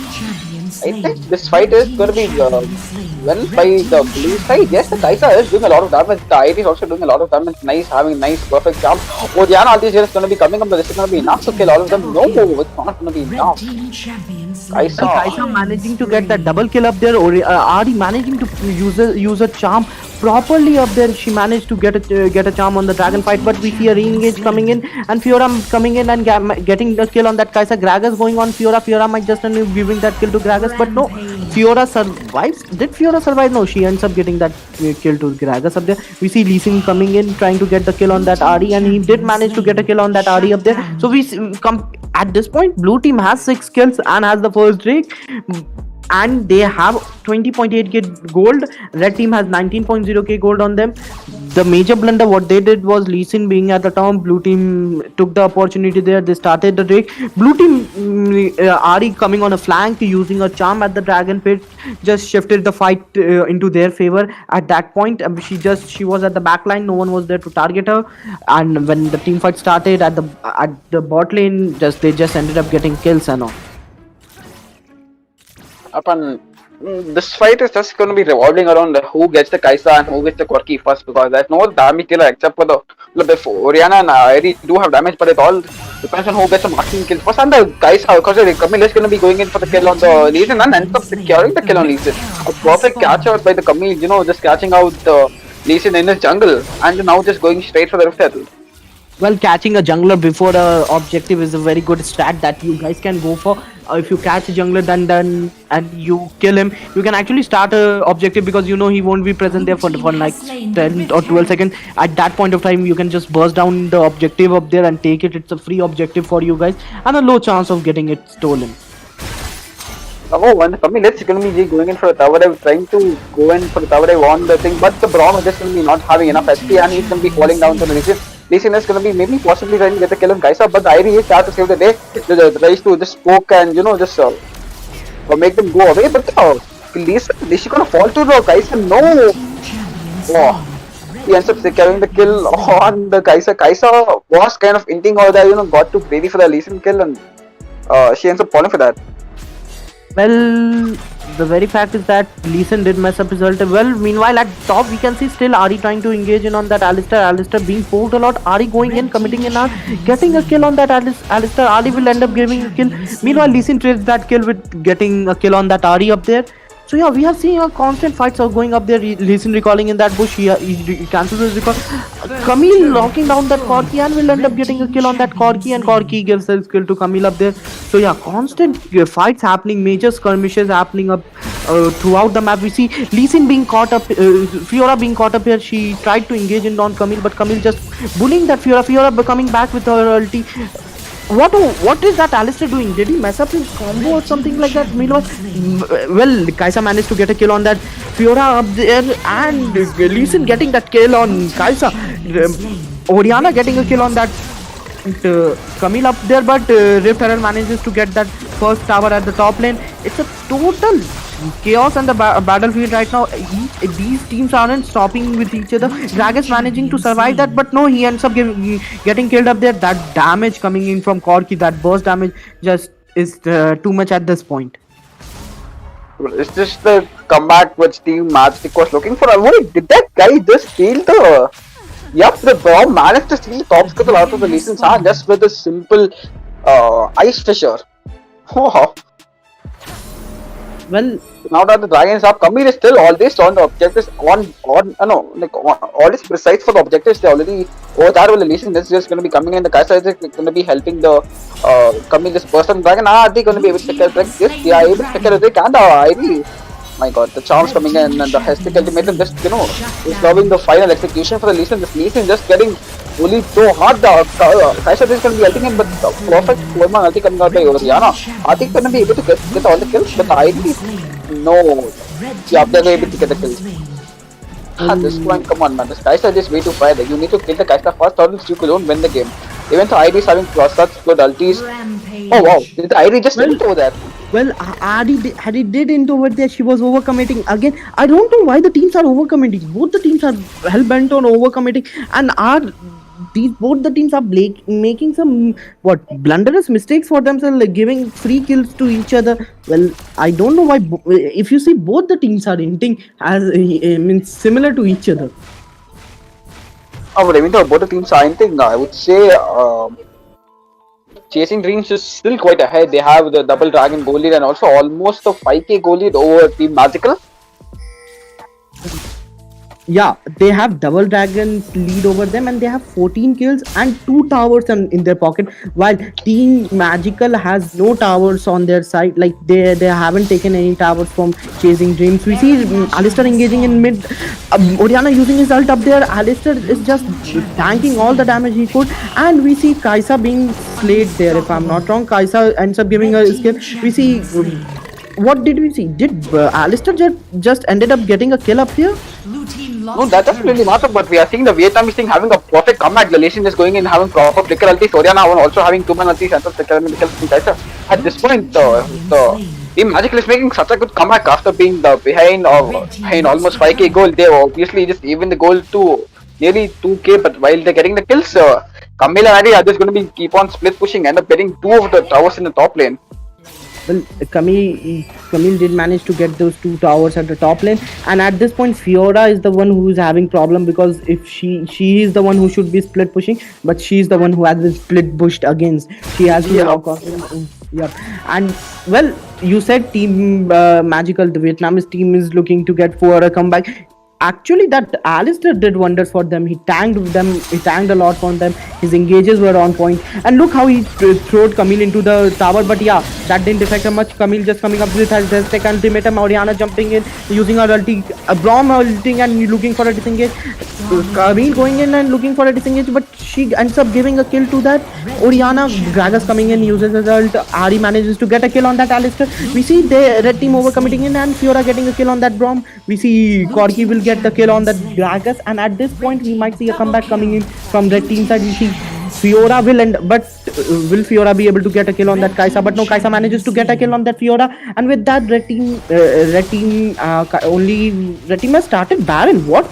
Really, at this low HP, they should be looking to get back. We see Kai'Sa rotating back at the Baron pit.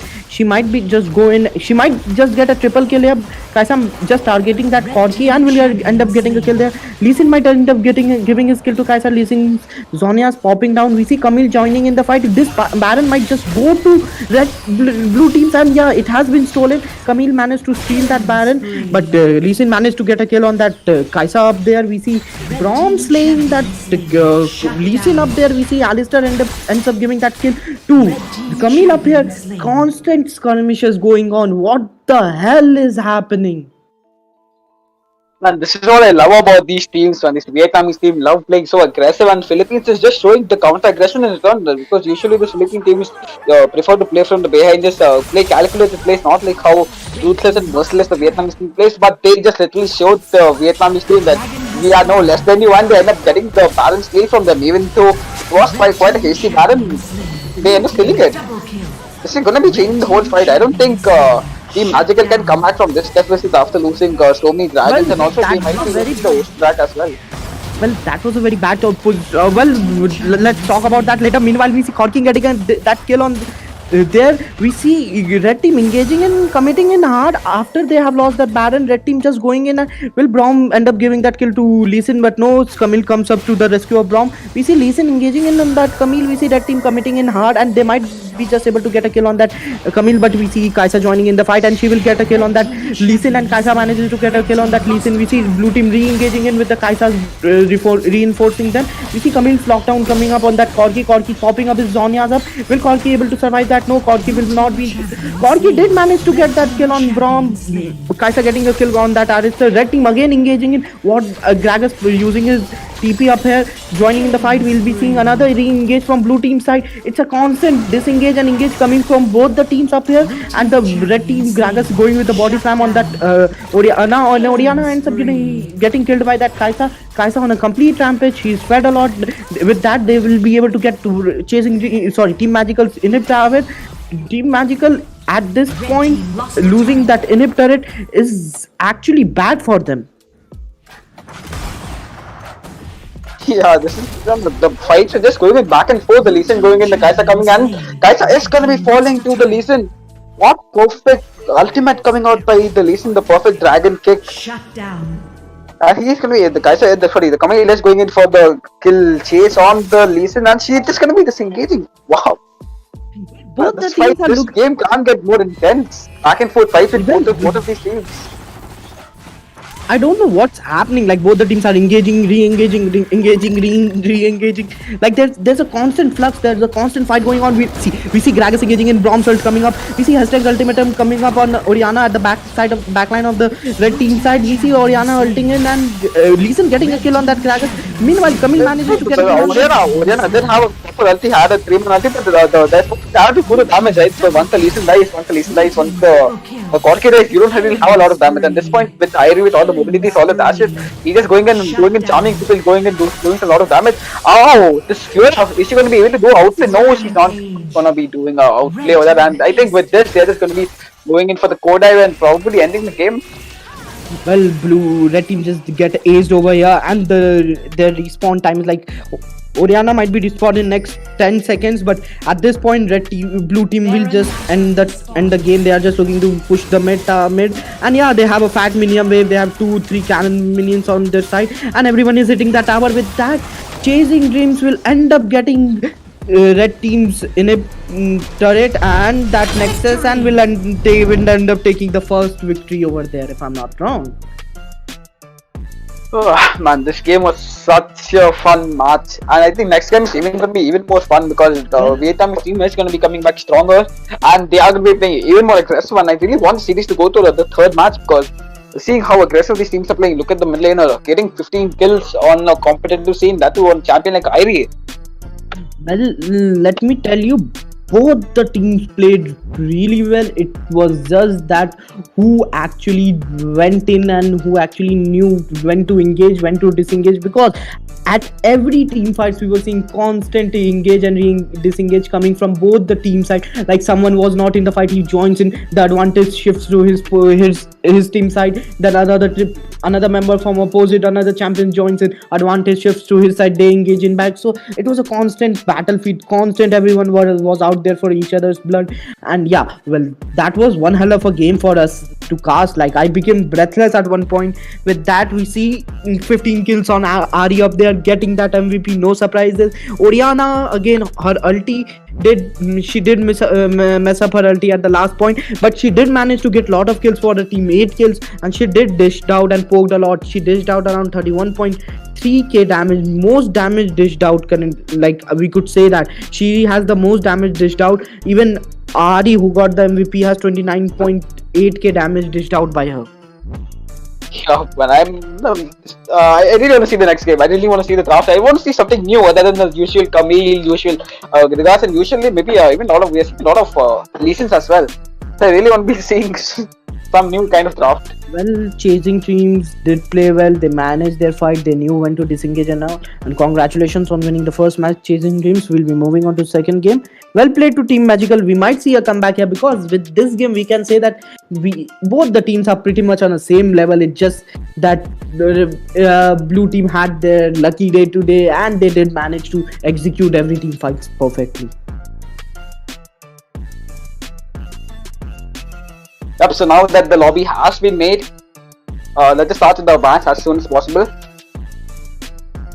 So guys, and also I'm seeing a lot of Tarak Mehta fans in the chat box. Love seeing the casual fun.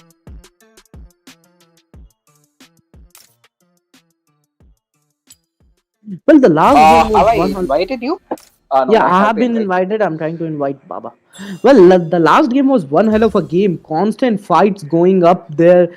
Both the teams engaging, re-engaging. That was the fun part about it. What do you think, Chief? Well, that's exactly the most fun part about it. And this is what I love when we see something cross-region teams playing. Because usually all of these teams have been Philippines and Philippines versus Philippines wasn't that fun of a matchup. But seeing these different countries participate in a tourney like this for a grand prize pool of $100, Well, it's so much.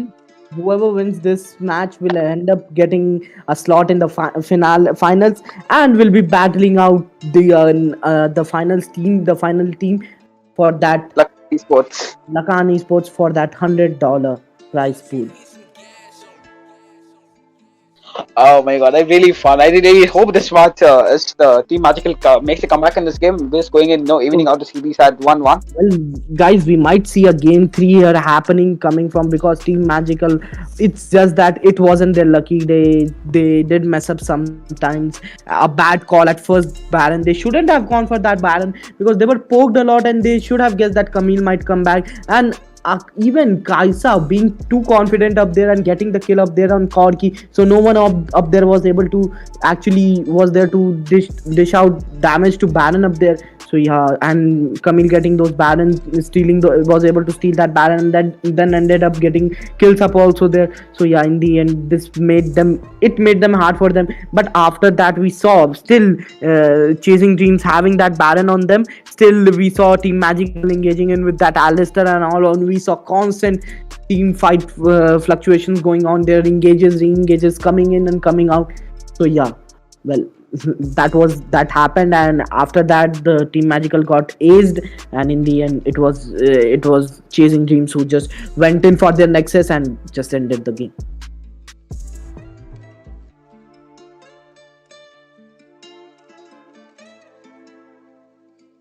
Well, Chief, hello. Yeah, but I can do hear you. Okay, I guess. Well, at this point, both the teams have now. Team Magical will be on blue side, and Chasing Dreams is on the red side. They'll, I guess, we might see a Diana ban incoming. We might even see a Camille ban incoming, because Camille Jungle last game was a threat to Team Magical, or at an overall rate. We see like she did bring out lot to the table. Camille Jungle, she went for those lockdowns, catching those champions, and she did manage to catch Oriana. Even Corki was caught 2 or 3 times by that Camille's lockdown. Hashtag ultimatum. In this game, like I think it's gonna be a bit different draft. If the bans remain the same, I do feel like it's gonna be a Camille Fiora Vegas again. But I really do want to see some new champions coming up, like Rengar. I really do want to see a Kazakhs champions like Zaya, Kazakhs, Rengar, and even in the mid lane, I really want to see a mid lane champion. If people don't know, Tristana mid lane is pretty OP. Well, Tristana mid lane is pretty OP, but yeah, as you know, let me tell you why she isn't being played in Wild Rift. Like, she's too squishy early game, and you know the passive that Tristana comes up with, that she needs her ranges increase when as her level goes up. So in early game she ends up committing in. If there's a good mid laner, what he does against a Tristana, he freezes the lane against her under his tower, and what Tristana has to commit in, and if the jungler ganks that Tristana, she's pretty much done there. Yeah, but I really want to see something new, and these teams are going to be starting with the branch pretty soon. And yes, we see the Lee Sin ban coming out by Team Magical after playing the Lee Sin in the first game. They know how good the Lee Sin, how valuable the Lee Sin pick is, so they're just going to be banning the Lee Sin away from Chasing Dreams. Well, the game did ended up going to a late game scenario, so Lee Sin did scale down. Otherwise, we would have seen Lee Sin performing more well if Lee Sin managed to get one or two kills, and at the very early game, he would have actually been this game would have gone into favor of Team Magical. Even Fiora not able to get those towers in was a blunderous mistake on Team Magical side, but overall they did play well, and Lee Sin ban coming in wasn't surprising there. And we see Chasing Dreams banning that Diana over there. Again, meta champions. No need for me to explain why Diana banned most broken champion. No surprises there. And also, hi mama. Why are they typing these things in the hall chat? I don't know. Let's not talk about that. Yep. Well, And we also, I think see. okay, it's gonna be a Fiora ban.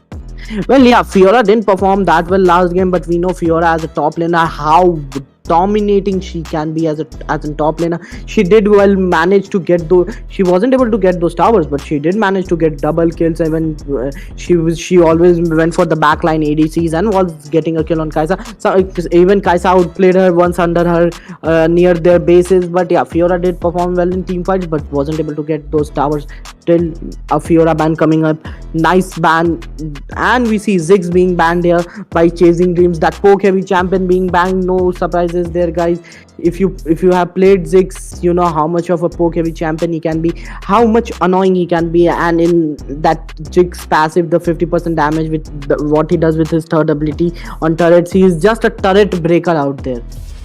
And on that Yep, note, and that makes me. we'll be shifting to our drafting phase. Well, well, Chief, what's your opinion? What's your thought? The first Camille, it's obvious Camille. It has to be Camille because if Camille is open, there's no other option which you can go. Nothing is good enough like the Camille. Camille Jungle popping on up of Team Magical side again, guys. Pretty much expected out here. Camille Jungle again, a good lockdown ability, good gang potential, and she has that ability to surprise. Like she has that ability that she can jump over walls and all. She just jump over, use her ult, and yeah, you are pretty much done at that point. We see Garen being picked at the top here as Fiora was banned. I think there is no proper counter to Garen at this point except Darius, but it's still a skill matchup comp.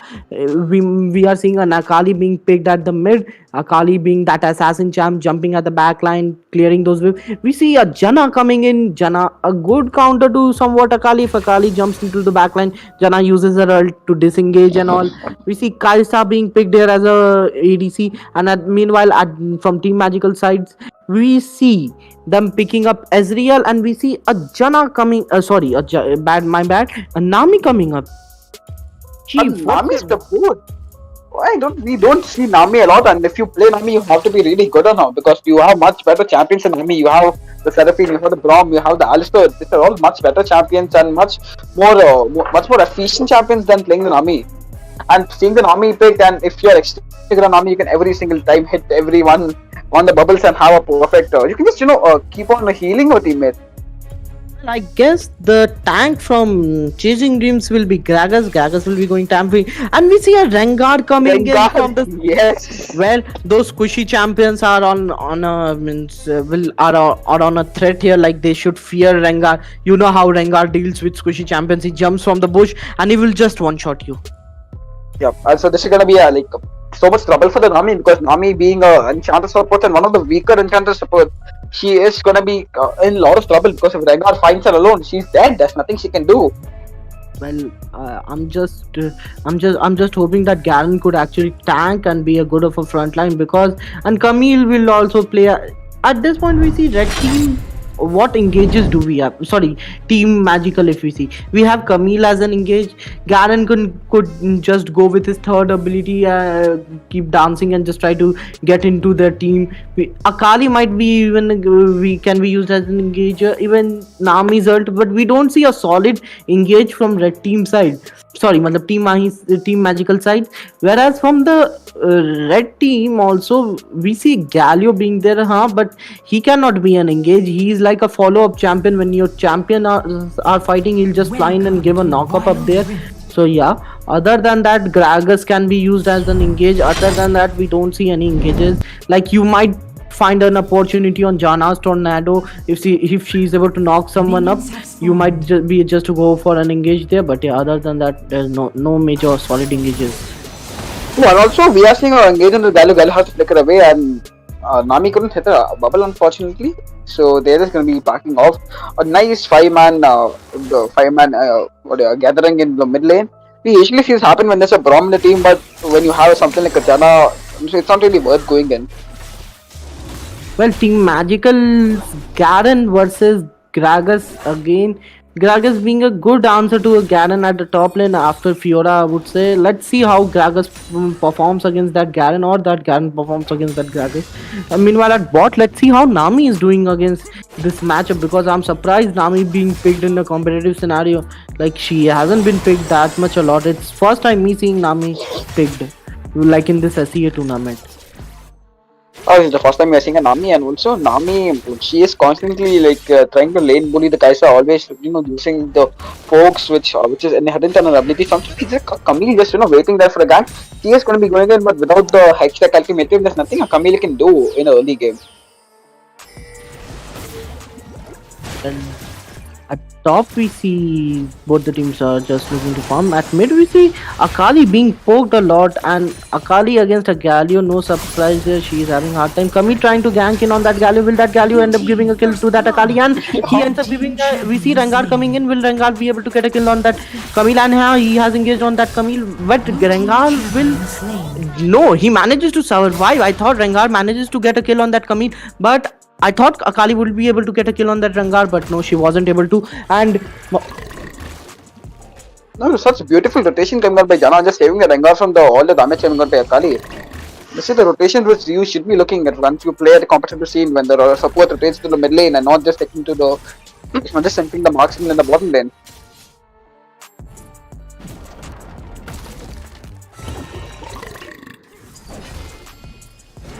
Also, Nitro, we saw the kills being exchanged in the bottom lane. Rengar is already with a 1-0 lead, while the Galio has a lead. Right? Not Galio, I think it's the Akali got the kill. Okay. So now with that, I think I really want to see some some action going on because at the top lane we see the Garen already bullying the Garen now. Gragas, and he is gonna do it and putting the mashing justice and ends up getting the kill on Gragas.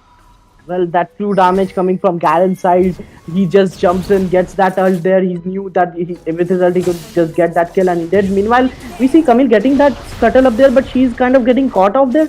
Jana trying to catch that Camille, she's overcommitting in. Jana getting stunned there. Camille diving under the tower, but ends up giving her kill to that Rengar there. Rengar getting those early kills might prove bad for TM here. TM might just if Rengar gets fed, he can just jump on those squishy champs, and you know how well he can one or two shot them. Yep, the loudest and the Jana's just out rotating Nami left and right, just being there every single time. They're carrying the kills everywhere she is, and with Nami just playing around, they're still trying to get him ahead, and they are doing that pretty efficiently, right? Still does have a bit more goal than the Kai'Sa, and also they're kind of outpoking the Kai'Sa, but now that the Jana is there, it's just going to be an even matchup in the bottom lane. Well, Jana here is more of a playing a roaming support here. We see her roaming top, bot, everywhere. She is just using her tornado, and she is being that utility support that can provide as much of an utility to her team in T5 or in catching off someone. Here, Kai'Sa has Also, we might see the Galio getting the kill. Galio was pretty close of getting the kill on Akali, and the Camille ulti is going to be coming in trying to save the Akali's dash, and she does manage to save the Akali. And but she would have the ulti for the Infernal Drake now. So let's see how these teams want to play around that. That's what I was gonna say. Camille using her ult and wasn't able to get a kill on that Galio up there, but she had to use instead to save that Akali.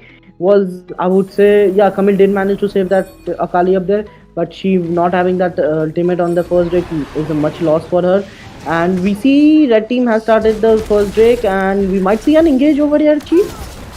Yes, we are going to be seeing engage because all of these champions do have the ultimate. Jana is just using her for this. I think they're going to be the second the Drake before Team Tactical get to one. I think yes, they are able to just come in, but it's just going to be too late. The Rengar is just too fair, and the Jana ulti is just going to be saving all of the proper ultimate coming out by Galio, knocking up three of them. Nami is not. This is why I don't want to play with something like a Nami in my team. Like if you miss up your bubbles, there's nothing your team can do to follow up. You don't really have an engage option, and this is why Rengar is standing ahead of the Camille because the only engage option which you had was the Camille ulti, and you used that up in the mid lane.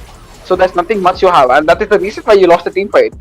Well, Red Team does not even have that much of CC except Nami's bubbles and Camille's ultimate. Sorry, Blue Team TM does not have that much of CC on them. And well, as you said, Camille using her ulti and Rengar being too fed at that point. He's up with how many kills? Rengar being 203. He has 4,000 gold on him. So yeah, he's pretty much fed compared to any champion out there on the Rift right now. And we saw Kai'Sa getting those double kill up there if I'm not wrong. And meanwhile we see Garen engaging on that. Gragas will that Gragas no, but Gragas somehow escapes with his body slam and he goes back. He has to pop his honey fruits, but Garen is looking to get that first tower at the bot lane. We see Kaisa getting the first tower at the top lane, but Garen will be just trading that tower, but no, there's no minion wave. They are looking to go back. Galio force engaging using his taunt in. Gragas committing in. Gareth trying to use his ult, but Gragas manages to slay that dragon over there. Garen over there. Red team Just coming, champion this is going to be escaping with 0 HP. Rengar is trying to chase onto her, but she's just going to be leaving her away. But what a perfect flicker, knock up, and the charm coming in by the Galio and the perfect follow up by the Gragas. They end up securing two of these kills. So, uh, what do you call, chasing just like this, trying to secure the goal lead even further. They already have a goal lead of around 5k, and they are just trying to increase it. 5.7k. They are 5.2k, 5.2 or 3k, and red team is looking to get that rift herald. They are looking to burst it down, and they will get this rift herald uncontested. Nami trying to engage in with her ult and bubble, but she'll just get caught up. What a bad positioning by Nami. She flashes out, but wasn't able to survive that. Kaisa get that kill on Nami if I'm not wrong? Yeah, Kaisa did And manage at to. this point, is Rengar is just rooting everyone. Galio just following up on that, and the rest being used in a million immediately after it was just slain 5 seconds ago. I didn't think the magical can survive the onslaught by the Rift Herald, but basically it's not really just pushing in with the Rift Herald and just gonna let it just give one dash from the tower. Meanwhile, Rengar is just gonna be split pushing bottom lane because he knows there's no one in the map who has as much goal as him. Nobody can kill the Rengar, but Camille is still that. No, already one level behind Rengar. He is going to be engaging into Rengar, but it's not going to be. He is going to go into the Hextech ultimatum. Nami is there to follow up. Is it going to be enough? No, it's not going to be enough. Even though Nami was there, gave the shields, gave the damage, gave the poke. The Camille wasn't just enough to. No, the Camille damage just wasn't enough to get the kill on Rengar. Akali is going to be coming in, and the ulti is going to be saving the Jana, but Akali just going to be playing too good and securing the kill on Galio. Perfect ulti, Baron roll coming out by Gragas also. Almost getting the kill on Akali, but she's just going to be using passes, but ultimately ends up falling. Well, did you see Akali tried to get that honey fruits up there, but Gragas ended up stealing those honey fruits from Akali, and what perfect way Gragas uses her to just bring out Akali out of her turret and getting a kill up there. Akali managing to pop that Zhonya's up there, but it didn't affect Gragas. He was just hitting the tower, and when Akali just came back from that Zonya, Gragas managed to get a kill there. An excellent play by Gragas and an excellent display of Michael. Whereas we see Kaisa just being too fed at this point, getting a kill on that as real. So yeah, red team is pretty much looking to storm this game if I'm not wrong. Yep, it's pretty much one-sided at this point. After having so much goal lead, and also you are going to be able to just take the dragon without any contest from the opponent side. Rengar, Nami, all of them. See, they are also going to be able to get a kill on Akali if the Galio is. No, Galio doesn't manage to get the kill on Akali, which is going to be pushing them away. As Rengar at this point, man, just look at him. This Rengar is just going to go in and maybe burst on the Nami. Yes, he is going to be jumping on the Nami. Is the Nami going to be surviving? No, she just immediately melts in front of the Rengar. Well, Oh, what can a mermaid do versus the alpha predator? There's well, nothing a mermaid can do. as you said, what can a moment do against an alpha predator? But we see Kaisa engaging on that Gragas being caught up there, overextending a lot. He might, but Gragas trying to re-engage on that Camille. Red team manages to get that ocean drake, but we see a fight happening at the mid lane. We might see this tower to chasing dreams. Meanwhile, Garen getting your tower at the top lane. Ezreal using his ult and poking the red team a lot, but it didn't affect them, and they did manage to get the tier 2 tower at the mid. Meanwhile, they are just looking to return back. Garen adding a gargoyles to his item now. Garen has just become more tanky right now. But yeah, as you said, what can a mermaid do against an alpha predator? And Rengar being a complete beast out there, he's 406, 8,000 gold on Rengar, and a total gold difference is around what 11k. And red team with her two drakes, infernal and that ocean drake, that extra damage and physical vamp on them. Meanwhile, we'll see Camille getting caught up there. She uses that, has taken ultimatum, but that won't affect the red team or anything. That won't affect them in any way. We see Garen being rooted there. Garen trying his level best to get a kill on that Rengar. Rengar manages to survive there and gets a kill. Or even we see Galio chasing that Gragas up. Okay, sorry, Galio being chasing that Akali, but Akali manages to just revert back and disengages there.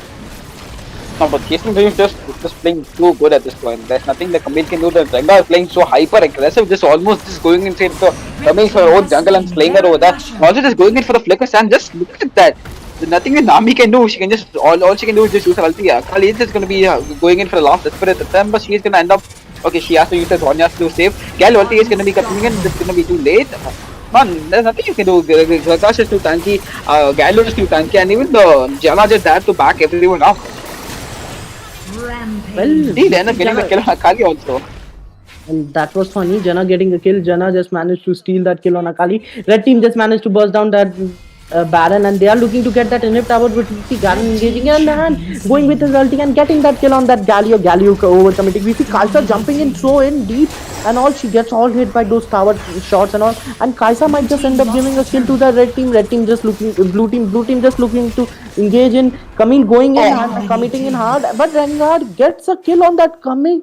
What a amazing playing coming out by Rengar. He's just jumping on that Camille and still managing to get a kill, regardless of the fact that Kaisa was just at what 1 or 2 HP up there, 1% or 2% HP, and surviving by the Kaisa just recalls and goes back. And now also, Russell Devana, none of these teams are Chinese. The Team Magic is from Vietnam and Chasing Dreams is from Philippines. So none of these teams are Chinese.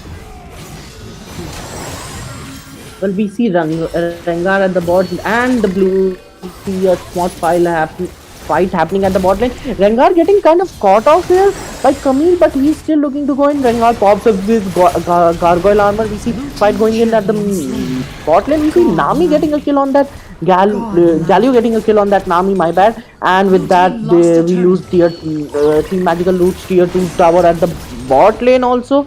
We see fights happening up here. Gragas committing in hard on that Akali up there. Akali just might up getting killed up here, but no, she manages to somehow survive and return back to base. She jumps in again. What a blunderous mistake by Akali jumping into 4-man. With that, red team is hitting that nexus. Will they be able to end it? Yes, they will be able to end it. And with that, Chasing Dreams goes with a stomp up here and will be moving to finals and take this victory home.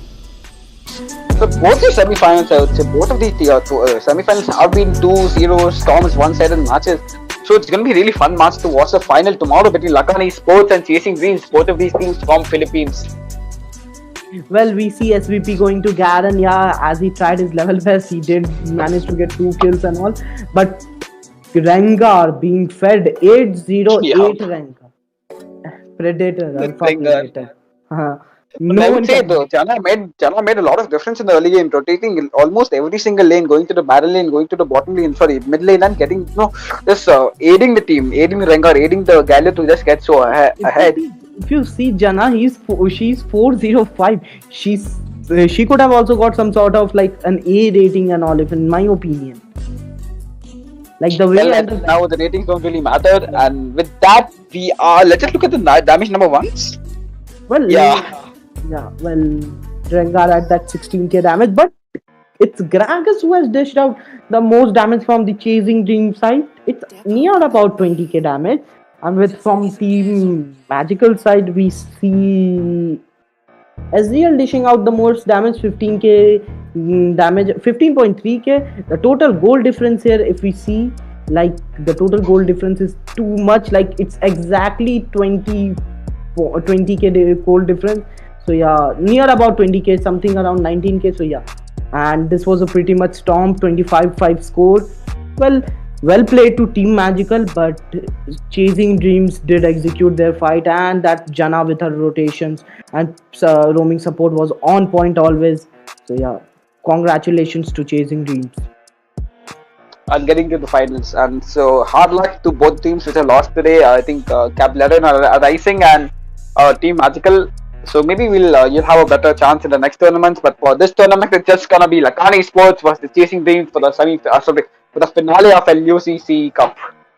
So guys, do join us. The finale will be streamed tomorrow, and yeah, well that match will be it's gonna be a hell of a good match, because it's Lakani Sports versus Chasing Dreams. Both the teams have fought throughout this tourney and have made it to finals just to win that $100 prize pool. So don't miss it out. Yep. On that note, we'll be taking our leave. Thanks for joining us, guys. And if you like the stream, just like, share, and subscribe us. We'll be coming up with more live streams in future. Like tomorrow, we'll be coming up. So bye bye.